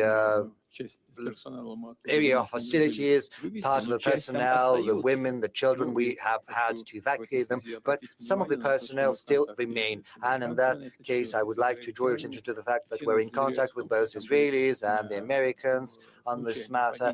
They told us, yes, some things, missiles fell. Next, that was a coincidence, that was not deliberate. There are no grounds that it would be repeated, and we have no grounds not to believe them. We see Israel's concerns, and also we see there is a willingness to ensure the safety and security of the NPP in Bushehr, but it's quite otherwise in Zaporozhye, where there's the NPP and where the Ukrainian armed forces are constantly carrying out strikes next to the station in the proximity. And there was a recent strike. I think they lost their minds. They struck against the energy unit, but luckily there's been no consequences. It has been shut down, but it was not damaged. And yet the situation is very, very dangerous because there's this spent nuclear fuel, and should the vessels carrying them be damaged, a very big question begs itself where the wind is going to blow, and there's no guarantees that it's going to blow in the Russian direction. Probably it's going to blow in the European direction. So the Europeans that are condoning the actions of the Kiev regime should think about their own safety. Incidentally, quite unambiguously, unequivocally, this was mentioned by the head of the IAEA, Mr. Grossi. This is what he said. And now getting back to your question. In general, once the situation calms down, we intend to keep working with our Iranian friends and constructing these nuclear facilities. But of course, we could play a certain role here. We could assuage the Iranian concerns because they're concerned that there are restrictions being placed on their peaceful nuclear energy. But since we are working with them, we stand ready to provide them with everything they need, including the enriched uranium they need for their nuclear energy.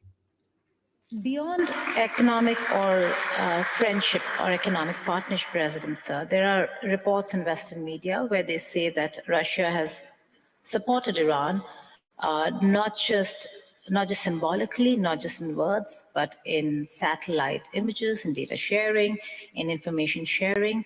What do you have to say to those reports?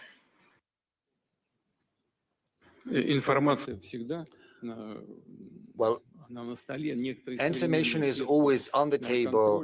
Some modern control means dual use. I don't know for sure, but I think Iranians could have been getting information not just from our satellites, but also from commercial satellites. Commercial satellites sell this information on a commercial basis. It's very simple. As far as our weapons are concerned, Iran has never requested us for anything, and we have not provided them with any weapons.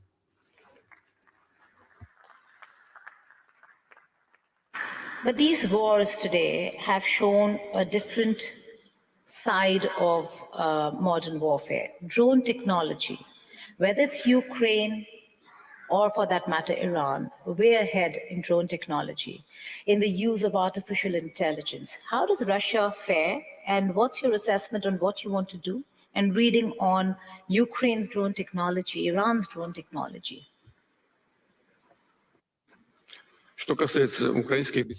Well, as far as Ukrainian armed UAVs are concerned, they have to be shot down and we have to be more efficient about that. As for the artificial intelligence, indeed, the US and Europe are actively developing these technologies and we're doing the same.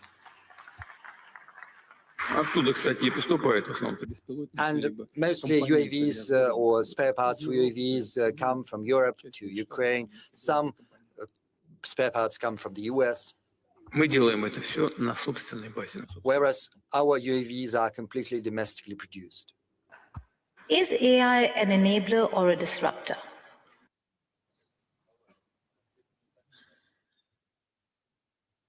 Well,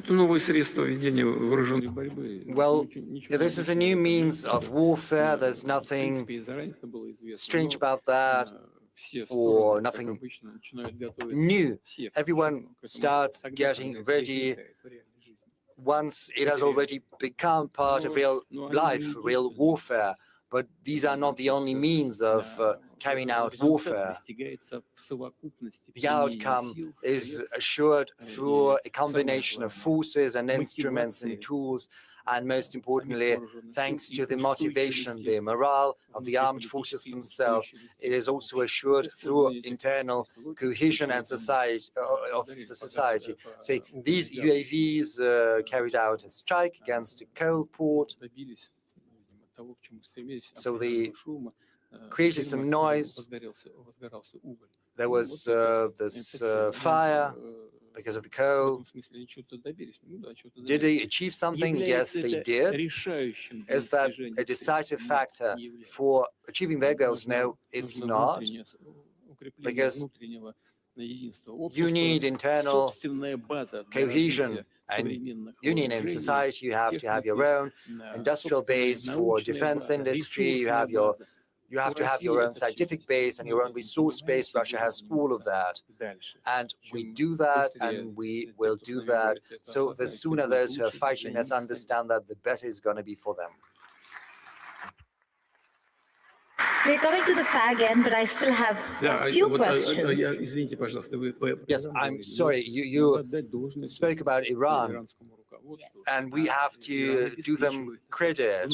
Iran manages to assure internal stability within its society. This is an incontestable fact. Once the hostilities started, some in the West thought that the country would crumble from the inside, but it didn't happen. This analysis proved to be erroneous. Quite the contrary. As we can see, the Iranian society is getting increasingly consolidated. You must have seen it. You must have heard it a month ago or so. Once the conflict was launched, the first strikes were carried out. The Iranian regime, the leadership made an appeal, sacrifice your life for Iran. 5 million people volunteered, and now more than 10 million, and all of them volunteered to sacrifice their own life for the sake of their country. And this is a fact. And this is something you have to keep in mind all the time. And, well, that is what applies to the conflict in Iran. Also, sir, dissent also has to be recognized by countries and leaders. There's dissent in Tanzania, there's dissent in Russia, there's dissent in Uzbekistan, in China, including India. How do you see dissent, and how do you engage the youth?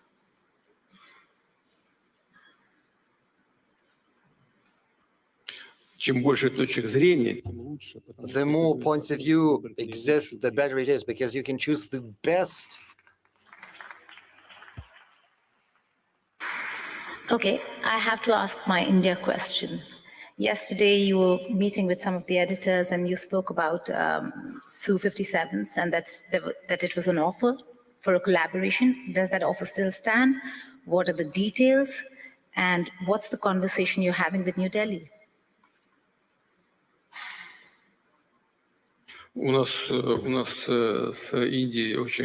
India and we have very good long-standing relations in terms of military and technical cooperation, interaction, a significant portion of the armed forces of India are equipped with Russian equipment, with Russian material. This is a tradition that dates back to the Soviet times, and this tradition is kept alive.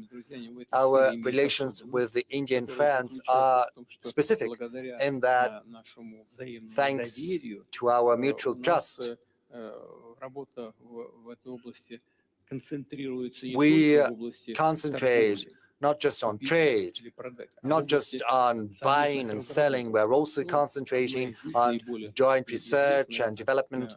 One of the most, the greatest examples is the medium-range missile BrahMos. Indian experts participated in the design of this missile from the very beginning, and Russian experts as well, and the outcome was great. India has traditionally been purchasing our aircraft, both planes and helicopters from us. Su-57 is a very good aircraft, probably the most modern one, the most up-to-date in the world as of now, and it is also the most efficient. We offered, and I said that to our Indian friends yesterday, we offered we should do that together. Well, it didn't work out, but we did it on our own, and we stand ready to sell Su-57, probably. You know, there are 2 pilot configurations, and it could also serve as a command center. So forging ahead, and we are very efficient, not just in aviation, but also in maritime equipment, submarines, and surface vessels. Is there a waiver or carve-out for India in acquiring and procuring Su-57s and S-500 air defense systems from the United States of America? And will that stand? How do you think India should be dealing with America and the sanctions? Well, I would say India always acts as a sovereign country, and under the leadership of Prime Minister Modi, any potential threats of sanctions would boomerang immediately. And I know that for sure we've been in close talks with Prime Minister Modi for a long while, and he knows that for sure. We all remember time when Prime Minister Modi was banned from going to the territory of the United States of America. And I know that Prime Minister Modi would never forget about it. Now he's a prime minister, all the sanctions have been eliminated, and the relationship between the USA and India are developing successfully, as I understand. And India is a sovereign country, and it is free to choose those products that they consider to be most up-to-date and most applicable for them, and obviously offering the best price-quality ratio. No matter what people say, India has always been acting in this manner. How? Well, India is always guided by its national interests. Of course, that is a very sensitive area, the defense area. But one thing is particularly important. It is crucially important. And the thing is that our cooperation with India, just like with all other partners of ours, is not subject to political environment. We can't be dictated. Do not deliver that to India. Nobody can dictate us, and nobody would even try to do that. We are always going to do what we consider to be right, and we will always stand true to commitments given to our partners, especially such partners as India.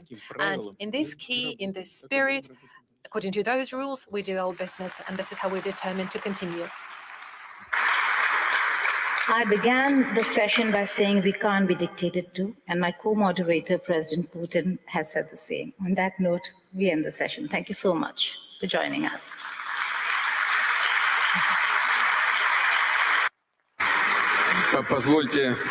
If I may, on behalf of all the people present in this hall, here in the panel, we would like to thank our charming moderator for this joint work and joint conversation. Thank you very much for your moderation support.